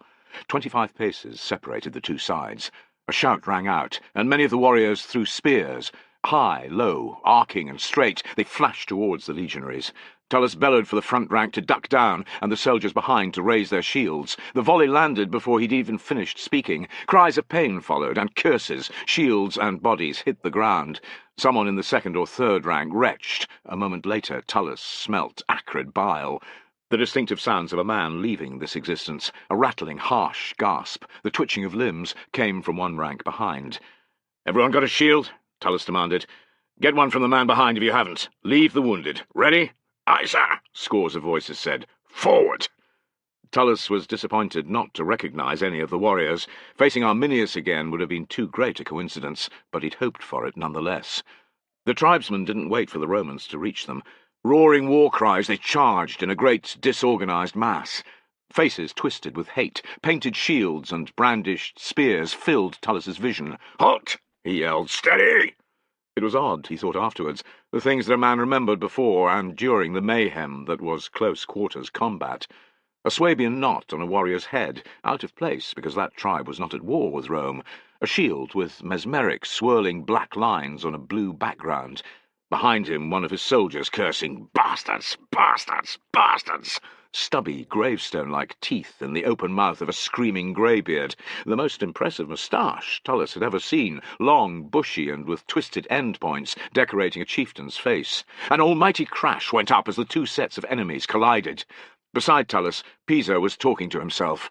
"Watch him. Thrust down at his left foot, that's it." Tullus's own breath hissed in and out through his open mouth. Teeth splintered and blood spattered as he rammed his sword deep into the greybeard's gullet. The crone was hard at work, stabbing her sewing needle into his left calf. Down went the greybeard, choking on his own gore. He was replaced at once by a tall warrior with a club. Snarling, the warrior swung a death-delivering blow at Tullus's head. Tullus twisted hard to the left. Something, a muscle, tore in his side, and the club hit his shield rim, almost wrenching it from his hand. Tullus would have died then, but Vitellius was there, shoving his blade so deep into the club-wielder's chest that the hilt slammed against the rib-cage. It was agony to raise his shield. The blow had damaged the muscles of Tullus's forearm, but it was death to be without protection. Gritting his teeth, he resumed his place. There was no chance to see what was going on, or to thank Vitellius. Another warrior, this one a heavy-set, bearded figure, was driving straight at him. Tullus's anger towards Arminius, towards every cursed Germanic tribe, bubbled up. He rose above his aches and pains and shoved his shield boss into Beardy's midriff. His opponent's look of surprise and the oof sound he made gave Tullus immense satisfaction. With clinical detachment, he drew back his shield and stabbed Beardy in the gut, twisted, wrenched, and pulled the crimson-coated blade free. He watched as Beardy sank to his knees, an odd, keening sound issuing from his lips. Tullus slew the next warrior as well, but he needed Piso's aid to down the one after that. Tight bands of pain were squeezing his chest, his left arm was losing strength, and black dots danced at the edges of his vision. The natural break that happened then, as the two sides pulled back a few steps by mutual, non-verbal agreement, saved his life. Grounding his shield, Tullus sucked in breath after ragged breath. His shield's iron rim was crumpled where the club had landed, but it would serve. Whether his forearm would take any more pressure was another thing. Time to go back into the second rank, he decided, weariness flooding his veins. It's that or die during the next bout. The realization tasted as bitter as hemlock. Never had he needed to withdraw from fighting so soon. "You all right, sir?" Piso's voice was by his ear. "Hey," Tullus glared at Piso. "Of course I am." "They're wavering, sir. Look." Piso jerked his head at the tribesman. Tullus stared. The warriors opposite, much reduced in number, didn't seem happy. It wasn't surprising. The ground was littered with their dead, and they had their backs to the wall. He glanced to either side along the intervallum. The fighting was still raging to his left, but on his right it had paused. There, too, the tribesmen's casualties appeared to have been heavy. The legionaries facing them were singing, and there was no Baratus being hurled back at them. On the ramparts he could see warriors climbing back onto their ladders, retreating. The tide had turned. A strong attack now would smash the tribesmen facing his soldiers, thought Tullus with rising excitement. He hefted his shield, breathed into the discomfort that radiated from his forearm, and let it mix with the needle darts from the torn muscle in his side. "I can manage," he decided. "It won't take long." "Ready, brothers!" he roared. "Yes, sir! See them, brothers? They're tired, scared. Half their inbred friends lie dead thanks to you. Ready to finish the rest!" As his soldiers roared back at him, Tullus struck his sword off his shield boss 1, 2, 3 times. "Forward!" He led his men on at a slow but purposeful pace, and the warriors broke before they'd even closed. Pushing and shoving at one another in their panic, they ran to the nearest gate, or scrambled up to the walkway, there to leap over the ramparts. Backs against the earthworks, a few men stayed to fight, too courageous to retreat, Tullus thought, or perhaps giving their lives to save their comrades. He kept his soldiers in formation until those warriors had been cut down, and then he wheeled them to the right, towards the north gate. The intervallum was already a confusion of retreating tribesmen and legionaries from the Fifth's other cohorts, falling on the enemy from the side. The instant his soldiers entered the maelstrom, control would be lost. That might happen anyway, Tullus decided, studying the blood-keen faces around him. Gut instinct also told him that the day was theirs. He had seen routes like this before. The surviving tribesmen would be hounded out of the gate and into the bog, where the slaughter would be immense. Nonetheless, he couldn't help wondering if Arminius still had a trick up his sleeve. Would a hidden force of warriors swoop down on the legionaries as they emerged, disorganized, from the camp? Tullus wasn't happy until he clambered up a ladder and surveyed the surrounding terrain. There, any doubts he'd had vanished. All he could see was warriors' backs as they fled through the mud, and hordes of baying legionaries in hot pursuit. Discarded spears and shields were strewn everywhere. Corpses floated face down in the muddy pools and lay tangled in the gorse bushes. Trapped in the mud, or too hurt to run any further, wounded tribesmen screamed their distress. Several ravens already hung in the air overhead. How did the corpse feeders know to arrive so fast? Tullus wondered. There would be a glut of food for the birds, that was certain. "Let Arminius be among the slain," he asked. Chapter 41. As Piso and his companions charged headlong after the fleeing tribesmen, they whooped their joy. Tullus and Fenestella followed, but at their own pace. So many legionaries were hunting the warriors that it was soon difficult to find any living thing within the walls. It seemed, thought Piso, as if every centurion in the army had sent his soldiers after the quarry, the way hunters unleash their packs of hunting dogs. Tullus's centuries splintered from the outset, but Piso and his comrades stuck together. Chasing men and stabbing them in the back was brutal, exhausting work, but Piso didn't care. These were the Horsens who had evaded the army for months, who had hunted him and his brothers through the bog, and who had killed Saxa. Like as not, many had taken part in Arminius's ambush 6 years before. As far as Piso was concerned, they deserved whatever was coming to them. With hundreds of other legionaries, he and his comrades funneled through the north gate and pursued the warriors outside. The majority of the enemy ran into the marsh, but some tried escaping on the wooden road. Piso and his comrades cheered as they stumbled over broken planking and fell into the pools of water that had formed under the damaged roadway. With a mob of other soldiers, they pounded after this group, hacking them to pieces even as they begged for mercy. Hearty warriors, greybeards, bare-faced youths, it didn't matter. They slew them all. Piso chopped down a man old enough to have been his grandfather, and another who could have been his younger brother. He watched Metilius take on a berserker with an injured knee, laughing as the huge warrior tried in vain to strike at his friend from a squatting position. Dancing around the berserker, Metilius stabbed him 3, 4, 5 times in the chest and back, wounds that didn't kill. "Come on, big man," he taunted in German. "You can take me." The berserker threw himself forward with a desperate lunge of his spear. Grinning, Metilius let him fall flat on his face before straddling the warrior and, with a precise thrust, pithing him through the base of his neck. The chase went on for hours, so long that the legionaries took breaks to rest and to drink water. Once a place to be afraid of the enemy, the landscape's alien appearance, and the strange bird calls, the bog now belonged to them. Deep into it they went, harassing the tribesmen with vicious intent. Every so often a warrior would stand to fight back, sometimes aided by a comrade. These efforts drew the attention of every legionary within sight, the way flies home in on fresh shit. Surrounded on all sides, the warriors died, often without even wounding an attacker. It was natural.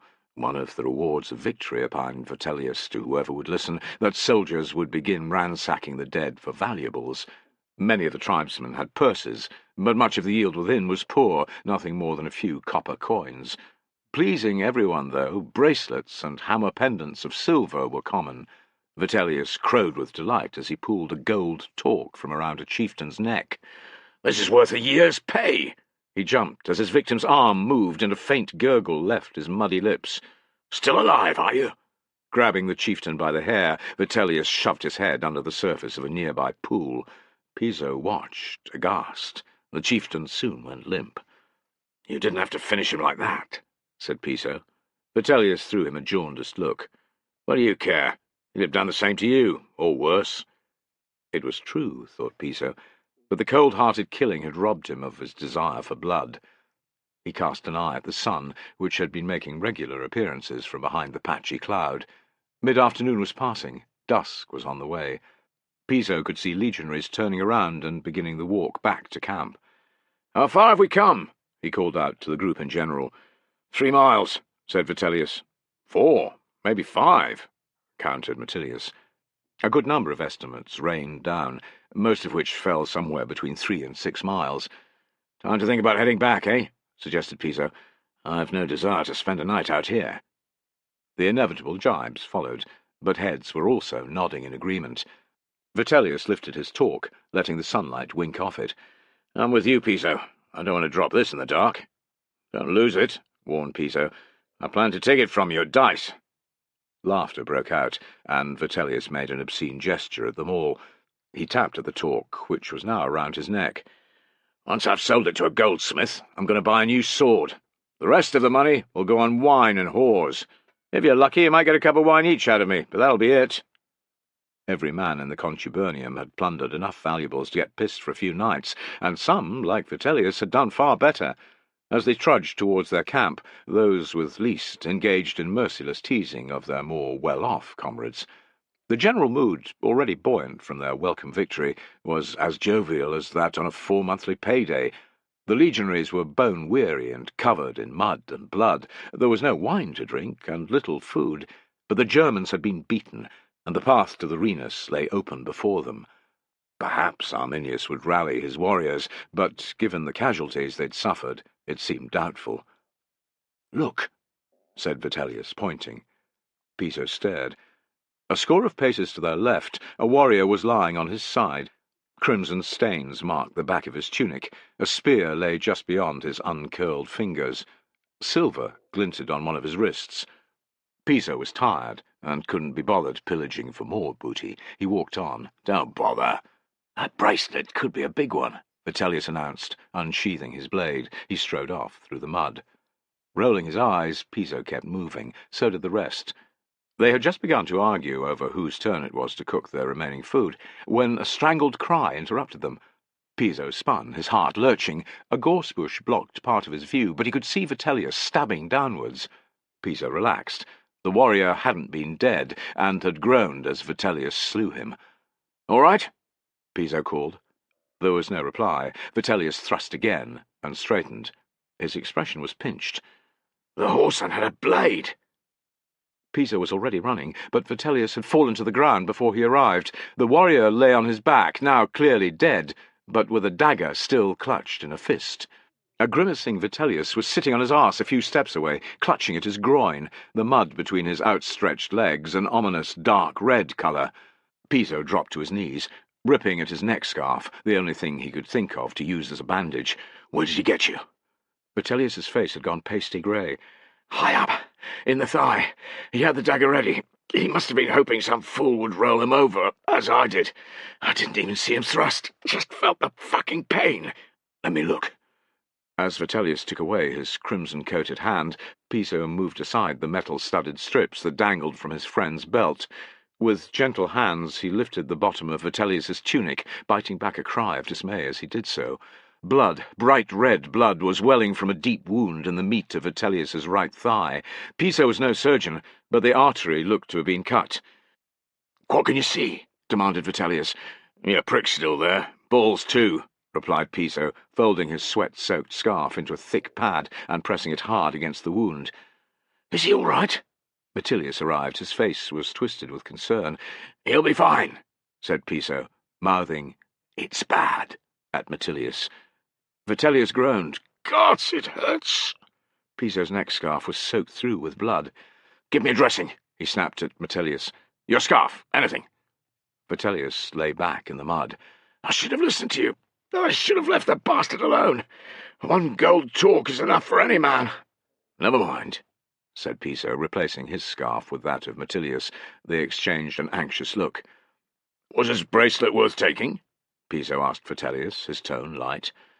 "I haven't taken it off him yet." Vitellius's chuckle was forced. Using both his hands, Piso pressed the scarf against Vitellius's wound. He knew this was what surgeons did to stem hemorrhage, but each pulse of blood against his fingers and the growing puddle of it between Vitellius's legs told him it wasn't working. "Belt. I need a leather belt or a strap," he said to Metilius, "and a length of stick as thick as my thumb." "To tie around his leg?" Metilius was already unbuckling his belt. He unclipped his baldric from his sword and handed it over. "Get over here!" he roared at the others. "Find a stout piece of wood, as long as your forearm. Piso needs it for Vitellius, now!" "I don't want to die," muttered Vitellius. "You're not going to die," reported Piso, thinking, "You will if I don't get a tie around your leg soon." "Help me," he ordered Metilius. "Hold the scarf against the wound, hard as you can." Once Metilius's hands were in place, Piso pushed the baldric under Vitellius's leg and worked it as high as he could, right into the groin. Panic clawed at Piso. The dagger had gone in so far up Vitellius's thigh that it was unclear whether fastening the strap around it was going to make any difference. The growing quantity of blood on the ground was alarming. "Where's that fucking piece of stick?" Piso bellowed. He laid the beginnings of a surgeon's knot in the baldric, 3 throws, one after the other, and pulled it as taut as he could. "That make any difference?" he asked Metilius. Metilius scowled and felt. "A little," he said. Piso heaved on the baldric until his arm muscles ached. "Now? That's better." "Put a finger on the knot," ordered Piso, tying it with grim intent. Metilius withdrew his finger as the leather squeezed tight. "Get your hand back on the wound," snapped Piso. "How's it feel now?" "The blood's flowing faster than it was before you tied it off," replied Metilius, scowling. Piso wanted to scream. Knots always loosened off like this. Most of the time it didn't matter, but now every moment counted. He was about to shout for the stick again, when one of the others came skidding to a halt beside them. He proffered a section of gorse branch. "It's all I could find," he said in an apologetic voice. "Cut some of the fucking thorns off, quickly!" Piso cried. He took a glance at Vitellius and wished he hadn't. His friend's eyes were closed. Shallow movements of his chest told Piso he was alive, but he was fading. "Tellius! Tellius!" There was no answer. "The stick! Now, or it'll be too late!" Piso's comrade gave up slicing and passed it over. Fast as he could, Piso slid the still thorny piece of wood under the baldric and began to turn it towards him. 1, 2, 3 twists. The leather was good and tight, but he didn't stop. 4 twists, 5. He shot a look at Metilius. "Is the bleeding slowing?" "I think so." Metilius concentrated, then grinned like a fool. "It is. I can't feel anything." Piso twisted the stick another full circle for good measure, and pushed one end of it under the leather to hold it in place. "Aesculapius," he prayed, "let that be enough, please." He took Vitellius's cold hand in his. "Tellius?" Vitellius didn't respond. Scared now, Piso leaned up to see his friend's face. Vitellius's complexion had gone waxen, the colour of the dead, or those near death. With trembling fingers, Piso felt at the side of Vitellius's wrist. "Is he—" faltered Metilius. Piso squeezed shut his eyes and tried to block out everything but the sensation in his fingertips. Feeling a thready pulsing, his hopes rose, but they curdled almost at once. Vitellius's pulse was fading with each beat of his weakened heart. Riven with grief and hopelessness, Piso felt it dwindle under his touch until, after he didn't know how long, it stopped. Distraught, blaming himself, he let his chin fall onto his chest. "He's gone." Metilius's tone was flat. "Aye," whispered Piso. No one said anything as grief overcame them. Piso wept. Metilius slumped down beside him, laid a hand on Vitellius's unmoving arm. Their comrade who'd brought the stick watched over them in grim silence with the others. Time passed. Overhead a raven called, and was answered by its mate. In the distance, legionaries shouted to one another as they retraced their steps towards the camp. How Piso longed for the corpse lying before him to be one of those men. They were good soldiers, no doubt, but they weren't Vitellius, with whom he'd been through so much. Vitellius, who with Metilius had hauled him miles through the mud. Warm sunshine began to beat down on their backs. After the dreadful weather of the previous days, it should have been welcome. Instead, it felt hateful. It was almost as if the gods were mocking their friend, thought Piso, whose death had been so stupid, so pointless. In the end, Metilius broke the quiet. "We'd best get back." Piso stirred, but didn't get up. "Come on," said Metilius. "It's a good distance to the camp, and we need to fashion a litter to carry him." "Why did it have to be Vitellius?" asked Piso, his voice raw with sorrow. "His time had come. That's all there is to say." Metilius gave Piso's shoulder an awkward pat. "Try not to dwell on it, or you'll go mad." Metilius was right, Piso decided, clamping down on his jagged-edged grief. Vitellius's death wasn't right or wrong. It just was. The fates had cut his thread today, not tomorrow, next year, or in 3 decades. If the warrior with the dagger hadn't done for him, someone else would have. He, Piso, was still alive, and so were Metilius and the others. Tullus and Fenestella had made it too. In this stinking, endless bogland, that was the only thing that mattered. Chapter 42. Night had fallen, and Arminius was sitting on a blanket by his fire, sharpening his sword. Even with the flames, the light was poor. There was no need to do this routine, mindless task now, but he needed something to take his mind off what had happened. The bag of wine by his feet was one method. Scouring his weapon was another. His first efforts with a damp rag cloth had washed off the caked blood. There was no removing the ichor from the junction of blade and hilt. It tended to soak in there, but Arminius regarded that deep-lying stain as part of the sword's substance. He didn't want to clean away all evidence of the men he'd wounded and slain. He squinted along the blade, searching for the nicks left from impacts with other metal objects, swords, shield rims, helmets. Finding 3 close together, he ran his pumice stone over the area with firm, regular strokes, keeping it angled just so, towards the steel. 6 strokes one way, 6 the opposite. Arminius studied the sword again, could no longer see 2 of the marks, but the third lingered. He concentrated on the area again, working the stone until no trace of the damage remained. On he moved, to another part of the blade. It was satisfying work, easy to focus on, and, because he'd done it so many times before, a pleasure rather than a burden. "There you are." Malo had appeared. Arminius grunted, but didn't look up. Their disastrous attack would have to be discussed, but he didn't want to do it now. Having an empty mind at times such as this was a useful thing. He pointed the sword towards the flames, searching for more imperfections. "Thirsty?" asked Malo. "No." Spotting another nick, Arminius began to hone it down. "Hungry?" "No." The stone made a gentle scraping sound as it slid over the blade, and repeated itself as he dragged the pumice the opposite way. "Want to talk?" "No." Arminius ran the stone over and back, over and back. He rubbed at the spot with a finger, could feel nothing but smooth steel. The edge was keen there, too.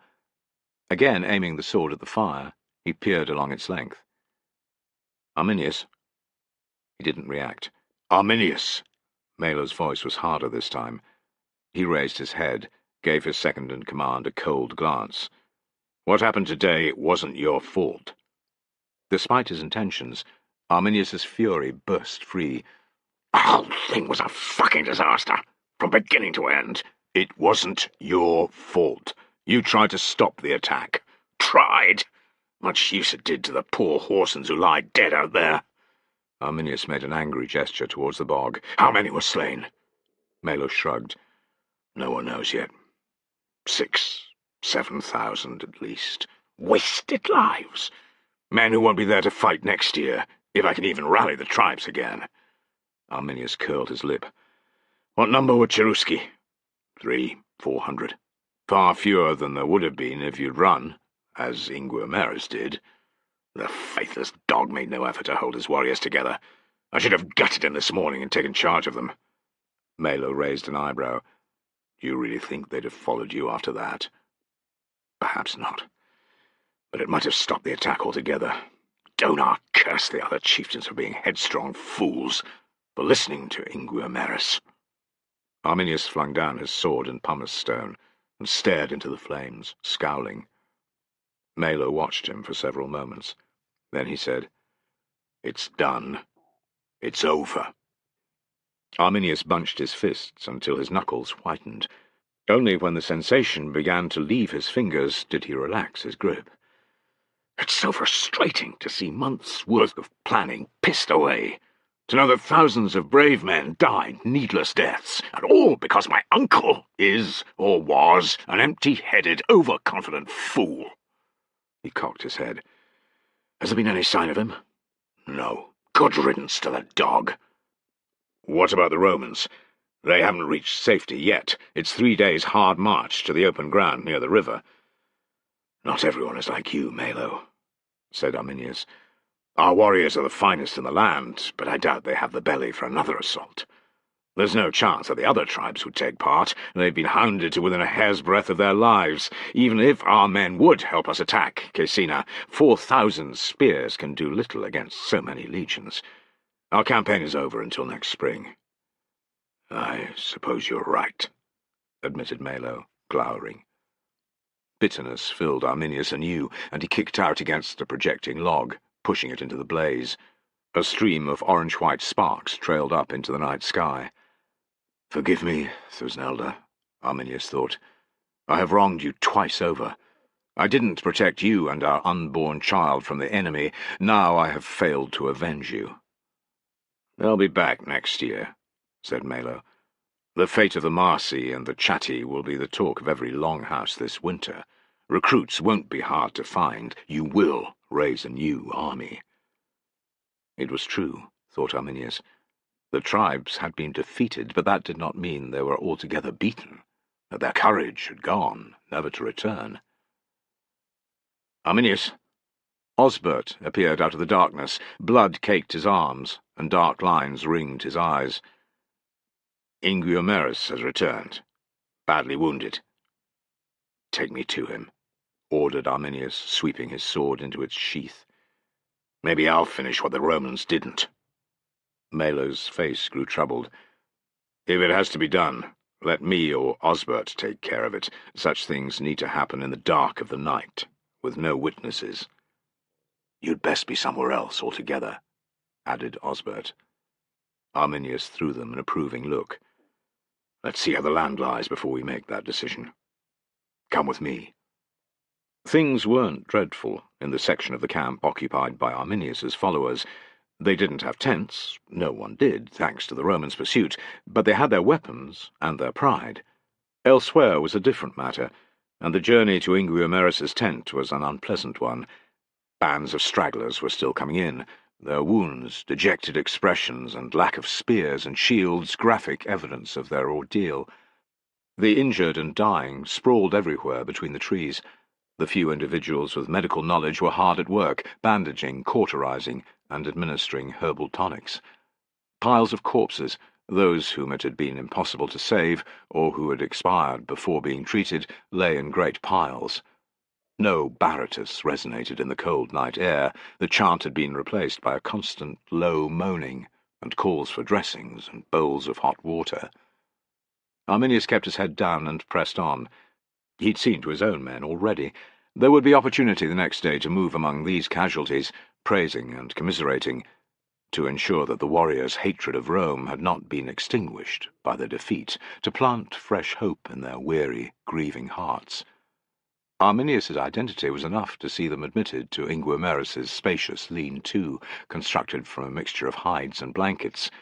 2 warriors walked before and after the trio, however, making Arminius exchange glances with Melo and Osbert. The distrust he felt towards his uncle was mutual, it seemed.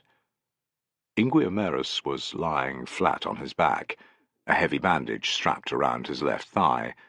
Another encased the top of his head. "What a surprise!" he croaked as Arminius approached. The bearded, robed priest who had been tending Inguiomerus rose, acknowledged Arminius, and moved to the side of the lean-to. "Inguiomerus is tired and needs to sleep," he said, before beginning to pack up his vessels and instruments. With a little jerk of his head, Inguiomerus directed his warriors in front of Arminius to place themselves on either side of him. The pair behind Arminius and his companions stayed where they were. "Nephew," said Inguiomerus, "have you come to gloat?"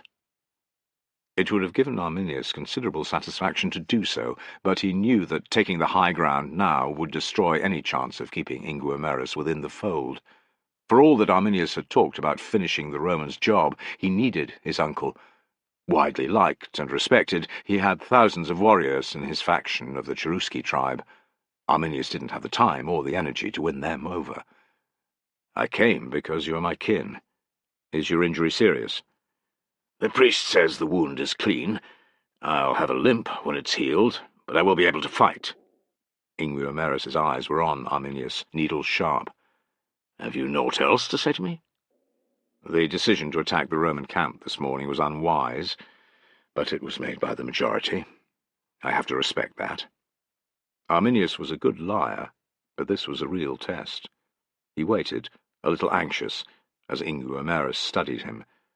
At length his uncle's frown eased. "It's good to know that you can be humble. You may be surprised, but I can also. It's clear now that the assault this morning was doomed to fail. We should have waited until the Romans had left the protection of their defences, as you suggested. It saddens me that so many warriors had to perish before I understood that. Their deaths will weigh on my conscience forevermore." Arminius could see no signs of guile in Inguiomerus's face, and his suspicion eased a little. "I too am grieving. It was a brutal lesson. Because of me, our last chance to defeat the Romans this year has gone." Inguiomerus's voice was bitter. "That's right," thought Arminius, his fury towards his uncle threatening to rekindle, but the bridge-building needed to continue, so he dampened it down. "The coming of spring will grant us fresh opportunities. Every tribe who fought today will want vengeance for their dead. With Donar's aid, they will help us defeat the Romans once and for all." "The tribes need a leader." Inguiomerus broke off as a fit of coughing took him. Arminius waited, his face patient, mind racing. "They need a single leader," said Inguiomerus at length. "You should be that man. You proved your worth 6 years ago when you brought together the tribes and then destroyed Varus and his army. It was you who united us again this summer. If you'd had your way, Caecina's head would be nailed to the nearest tree this night, and the corpses of his legionaries decorating the bogs for 10 miles in every direction." "Your words are music to my ears, uncle," said Arminius. "You will stand with me, then, when the Romans return?" "I will, and so will my warriors." Inguiomerus's expression had grown fierce. He reached up with his right hand, and they shook, hard. Arminius took heart. Inguiomerus's support would help persuade other chieftains to renew their alliance with him. Men such as Big Chin and Stick Thin would re-enter the fold. Another chance for victory over the Romans would come his way, and when it did, Thusnelda would be avenged. Caecina would die, and Germanicus too. Once these tasks had been completed, he would rest. Not before. Chapter 43. It was early, not long after dawn. Drops of dew winked and sparkled on the scrubby grass, and on every gorse-bush and bog-cotton plant. A quarter of a mile from the Roman camp, Piso and his comrades stood in dry-eyed silence around Vitellius's corpse. Shovels lay close by. Their hands were black with mud, and sweat marked their faces. They had been digging his grave. At their feet, Vitellius was unrecognizable, a blanket-wrapped human shape, tied with strips of leather. Despite his shroud, he was still their friend, their brother. No one wanted to make the first move. "It doesn't seem right to bury him in the middle of nowhere," said Piso. They had been arguing about this since the day before, when Vitellius had died. "He should be laid in the military graveyard at Vetera, beside other soldiers. I'd like to lie alongside him one day." "I wish the same for myself, but that's not the way it works," Vitellius sighed. "Even if Tullus let us, there's the small matter of transporting Tellius's body back to the Renus." Heads bent in resignation, but Piso wouldn't give in. "We could make a litter, as you did for me, drag him home on it. But that'd break every kind of regulation. Tullus is sympathetic. You heard what he said about Vitellius before we left the camp, but he couldn't allow that. Every contubernium which had lost a comrade would want to do the same, and then where would we be?" demanded Metilius. "Arminius might have been beaten, but we're in enemy territory still. The army has to march in combat formation, Piso." I know. But Vitellius saved my arse in Aliso when I got jumped by soldiers from another legion, and I repaid him in the forest. Since then, we've looked out for each other. He was my brother." Words failed Piso, and his tears began to flow again. "Fine words," said Metilius, his voice gruff. "Tellius had a caustic sense of humour. Some would say he was sour, even. I was never quite sure how to take him myself, but I do know that he was a loyal friend. When things went to shit, there was no better soldier to have by your side. We'll miss you, Tellius. Brother." Throats closed with emotion. Piso listened as the others muttered their goodbyes. "Farewell, brother. Swift passage to the other side, brother." "Let's get it over with," directed Metilius. He slid a rope under Vitellius's body. Piso wasn't ready to take leave of his friend, but the rest were easing lines under him too. With a lump in his throat, Piso moved to help. 6 of them, the entire contubernium now, could lower him down in pairs. When the ropes were in place, Metilius called, "1, 2, 3, up!" and they raised Vitellius's corpse to knee level. Shuffling to the graveside, they paused and looked in. The lowest point of the hole was a black, oozing morass. It was uninviting, even as the resting place for a dead man. Unhappy glances were exchanged. They had no option, thought Piso, mastering his grief by force of will. His eyes moved around his comrades. "Tellius has already crossed the Styx. This is just somewhere for his bones to lie, to keep the wild beasts away and the savages from despoiling them." Reluctant nods followed his comment. "Ready?" called Piso. They let the lines move through their hands little by little, easing Vitellius into his grave. Soft plashes and a slackening of the tension signalled his reaching the bottom. Piso knew that his friend was dead, gone. Vitellius had bled out in front of him, yet tugging out the muddied rope was one of the hardest things he'd ever done. It felt like the worst kind of abandonment. On impulse, Piso took the gold torque from his purse and held it up. He had taken the valuable ornament from around Vitellius's neck because his friend would not have wanted it to go to waste, as it were. Now, Piso wasn't so sure that felt right. "Will I drop this in?" Everyone stared. "He's got a coin to pay the ferryman," said Metilius after a moment. "It won't be any use to him," declared one of the others. Every head was shaking. No. And, relenting, Piso said, "It'll buy Tellius a headstone, and us enough wine to float a boat. Maybe whores as well, if we're not too extravagant. He'd approve, wouldn't he?" "Of the headstone, yes. Don't be so sure about the rest. Tellius kept his fingers tight in his purse," said Metilius with a wicked grin. "Which means we should sell it and spend the money anyway. Tellius moaning and whinging that we're carousing at his expense will carry all the way from the underworld." Everyone laughed, and like that it was settled. Piso tucked away the torque. Metilius indicated that the rest should fetch their shovels, and thrust one into Piso's hands. Trying not to think, Piso bent his back and eased a load of earth onto the tool's flat surface. He waited until several comrades had heaved shovelfuls into the grave before doing the same. A soft thud marked its landing. Piso wanted to peer in, but he couldn't bear to see his friend's shroud-wrapped body disappearing under clods of earth. He picked up another load. In went the soil, mixing with the others' efforts. They worked in grim silence until the spot where Vitellius's body lay was nothing more than a rectangle of fresh-turned earth. Metilius and Piso patted it down with their shovels, and one of the others erected the oblong wooden marker they'd fashioned. On the front, Piso had used the white-hot tip of a dagger to scratch Vitellius's name and age. In the line below, his century, cohort, and legion were recorded. It didn't seem enough, Piso thought, but there was no room for more writing.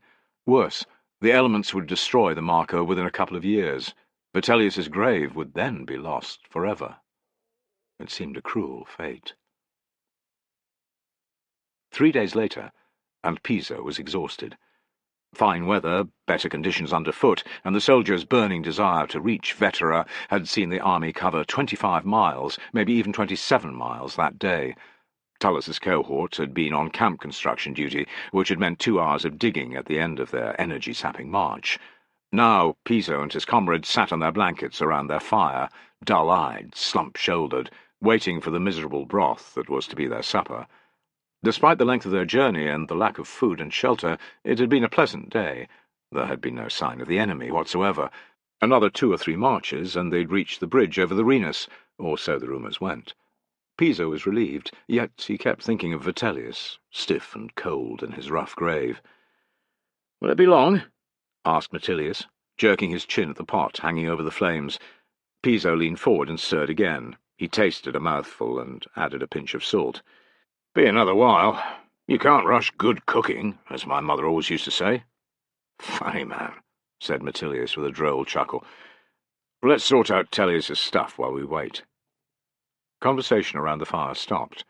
All eyes bore down on Metilius as he unwrapped 3 blankets they'd taken turns to carry that day. The first contained Vitellius's rusted mail shirt and the sweat-marked, ripe-smelling padded garment that he'd worn underneath. In the second were his arming cap and helmet, his baldric, belt and apron, and his well-used sword. Cooking utensils and personal effects filled the third. Every item made Piso's mind spin with memories of his friend. Vitellius gearing up of a morning, complaining about the weight of his armour, talking to himself as he prepared the group's food, or combing his thinning hair with an old double-sided comb. Piso checked over his shoulder, almost expecting to see Vitellius, to hear his outraged demands that they leave his bloody kit alone. He heard nothing, and his sorrow bubbled up afresh. Metilius laid his own helmet on the blanket and picked up Vitellius's one, which was lighter and of a more modern design. "That'll do," he said, in a quiet voice. Grief-stricken, unwilling to participate at first, Piso watched as, one by one, his comrades exchanged pieces of their equipment for items that had belonged to Vitellius. His folding knife and spoon, a rarity, went first, then his large bronze pot, which was good for making stew. Someone else took his belt and apron, another his strigil, ear scoop, and nail cleaner. "Your turn," said Metilius to Piso. Piso reached over and took first Vitellius's comb, which for some odd reason would remind him most of his friend, and then his sword. "Tullius was going to get rid of that. The blade is pitted to Hades and back," said Metilius. "The hilt is still good. The gods alone know how he afforded it," retorted Piso, his fingers trailing over the yellowed ivory, his mind bright with images of Vitellius. "I can have a new blade forged, make the thing as good as new." "Tullius would have liked that," said Metilius, the other's nods mirroring his approval. They sat and stared for a time at the objects that remained, and then, by common, unspoken consent, the blankets were rolled up again and placed to one side. The unwanted items were of no further use. They'd be left behind in the morning when they marched out. Vitellius's memory would live on in their hearts and minds, and in the pieces of kit which each of them had chosen. Piso's grief, razor-sharp since his friend's unexpected death, had been eased somehow by the division of possessions. Surprised, relieved, he glanced around, sensing that the experience had also helped his tent-mates. Vitellius was gone, but, like Saxa and the rest, he would never be forgotten. Chapter 44. Tullus's horse had been lost with the baggage train, forcing him to march from the camp where they'd routed Arminius's tribesmen. His knees were killing him as he trudged along. and there was a deep-rooted ache in the base of his spine, yet nothing could have shifted him from his place at the front of the cohort. The 5th Legion was in the vanguard today, and Tullus had reached a gravelled road upwards of an hour before. The time he and his unit had spent on the paved surface meant the front cohorts had to be nearing the first bridge. Vetera was close, the pain almost at an end. 20-something miles they'd come since dawn, so the legions could reach the Renus, and beyond it, their camp. Despite the punishing march made on empty bellies, the soldiers' complaints had been few and far between. Morale had been high since their overwhelming victory, thought Tullus with satisfaction. It had continued to rise as first 1 day and then 2 and 3 had passed without further attacks. Reports from the scouts the previous evening, suggesting there were no tribesmen for miles around, had been greeted with glee. It seemed ever more probable that Arminius and his allies had given up for the year. Tullus's own spirits grew more buoyant by the hour, but he had remained on guard. They weren't home yet. Before this, their final push, he had had words with the cohort centurions. Discipline was to be maintained, every able-bodied soldier to be ready for combat. The men could sing, but until their feet hit the western bank, everyone was to remain alert. With open ground on either side of their route, and the countryside empty, he had perhaps been over-strict, he thought, but better that than being surprised again by Arminius. The building used by the sentries who monitored the river crossing hove into view, and Tullus's heart leapt. "Arminius won't be putting in an appearance now, brothers. Bridge in sight!" A loud, rolling cheer met his cry. Even Piso, whose morale had been low since the death of his comrade Vitellius, seemed happier. Tullus felt a broad smile ease onto his own face. They had made it. No more of his men would die this year. His legion's eagle hadn't been recovered yet, but it would be, during next year's campaign. Arminius would pay then, too, the ultimate price. Closer they came. The sentries, 2 centuries strong, were lined up along the roadside, calling out to the remaining soldiers, "Welcome home, brothers! You're brave men, all of you! The gods be praised!" Tullus returned the salute of the unit's centurions, who seemed a little embarrassed. He would find out later how the alarmed sentries, thinking the approaching 5th was a horde of Germans, had begun to hack at the bridge with axes. Only the intervention of Agrippina, Germanicus's heavily pregnant wife, had prevented them from destroying it. Moments later, Tullus was delighted to see Agrippina standing by the approach to the bridge. Regal, calm-faced, and melodic-voiced, she was garbed in a dress woven from the finest wool. Red coral and gold jewellery graced her throat and wrists. Her hair was arranged in the latest fashion. A pair of body servants and several bodyguards hovered in the background. Agrippina looked every part the Roman matron, every part the royal. She was a shrewd woman to put in an appearance here, thought Tullus. The troops would love her presence. Agrippina's voice carried as they drew near. "I bid you welcome, brave soldiers of Rome. Long has been your journey, many your trials and severe, yet you return victorious, having conquered the savage tribes who threaten our empire. Cross the bridge, return to your barracks, food and wine await you there, laid on by the grace of my husband, Germanicus." The legionaries shouted their delight. "Has Germanicus come back, good lady?" asked Tullus as he came alongside. A shadow passed over Agrippina's face. "Not yet." "The gods bless him and keep him safe. He will be here soon, you'll see," said Tullus. "Germanicus! Germanicus! Germanicus!" shouted his soldiers. The refrain was taken up by the troops behind, and soon the air resonated with a hypnotic chant. When Tullus looked back, Agrippina was smiling. Things grew better as they came off the second bridge into the Vicus. To Tullus's delight, Artia was waiting in the cheering crowd with Sirona and Skylax. With a squeal of joy she came running towards him, Skylax at her heels, his tail swishing the air. "We had news that the army had been ambushed. I was so scared," Artia cried, throwing her arms around Tullus's waist and walking alongside him. "But you're here, you're alive." "I am," said Tullus, a sudden thickness in his voice. A little self-conscious, he stroked her hair. "It's good to see you. But away with you now. I have duties to attend to." Artia pulled away, making a face. "You'll come to the inn tonight?" Tullus was aware that every soldier in gods knew how many ranks was listening to their conversation. He was a private man, and under normal circumstances he would have brushed Artia off, but this wasn't a normal day. Not since his return from Aliso 6 years before had Tullus felt such overwhelming relief. They had come through the eye of the storm, stared death in the face, and most of them had survived. His men were at his back, safe. Artia was there, fresh-faced, beautiful, and ecstatic to see him. Sirona seemed pleased too, and, by the gods, she was looking fine. Life was good. "Aye," Tullus said, reaching out to touch Artia's cheek and throwing Sirona a smile. "Give me a few hours, and I'll be there." "You promise?" demanded Artia. Someone close by, Piso or Metellius, snickered. Tullus was so happy that he didn't care. "I swear it," he said.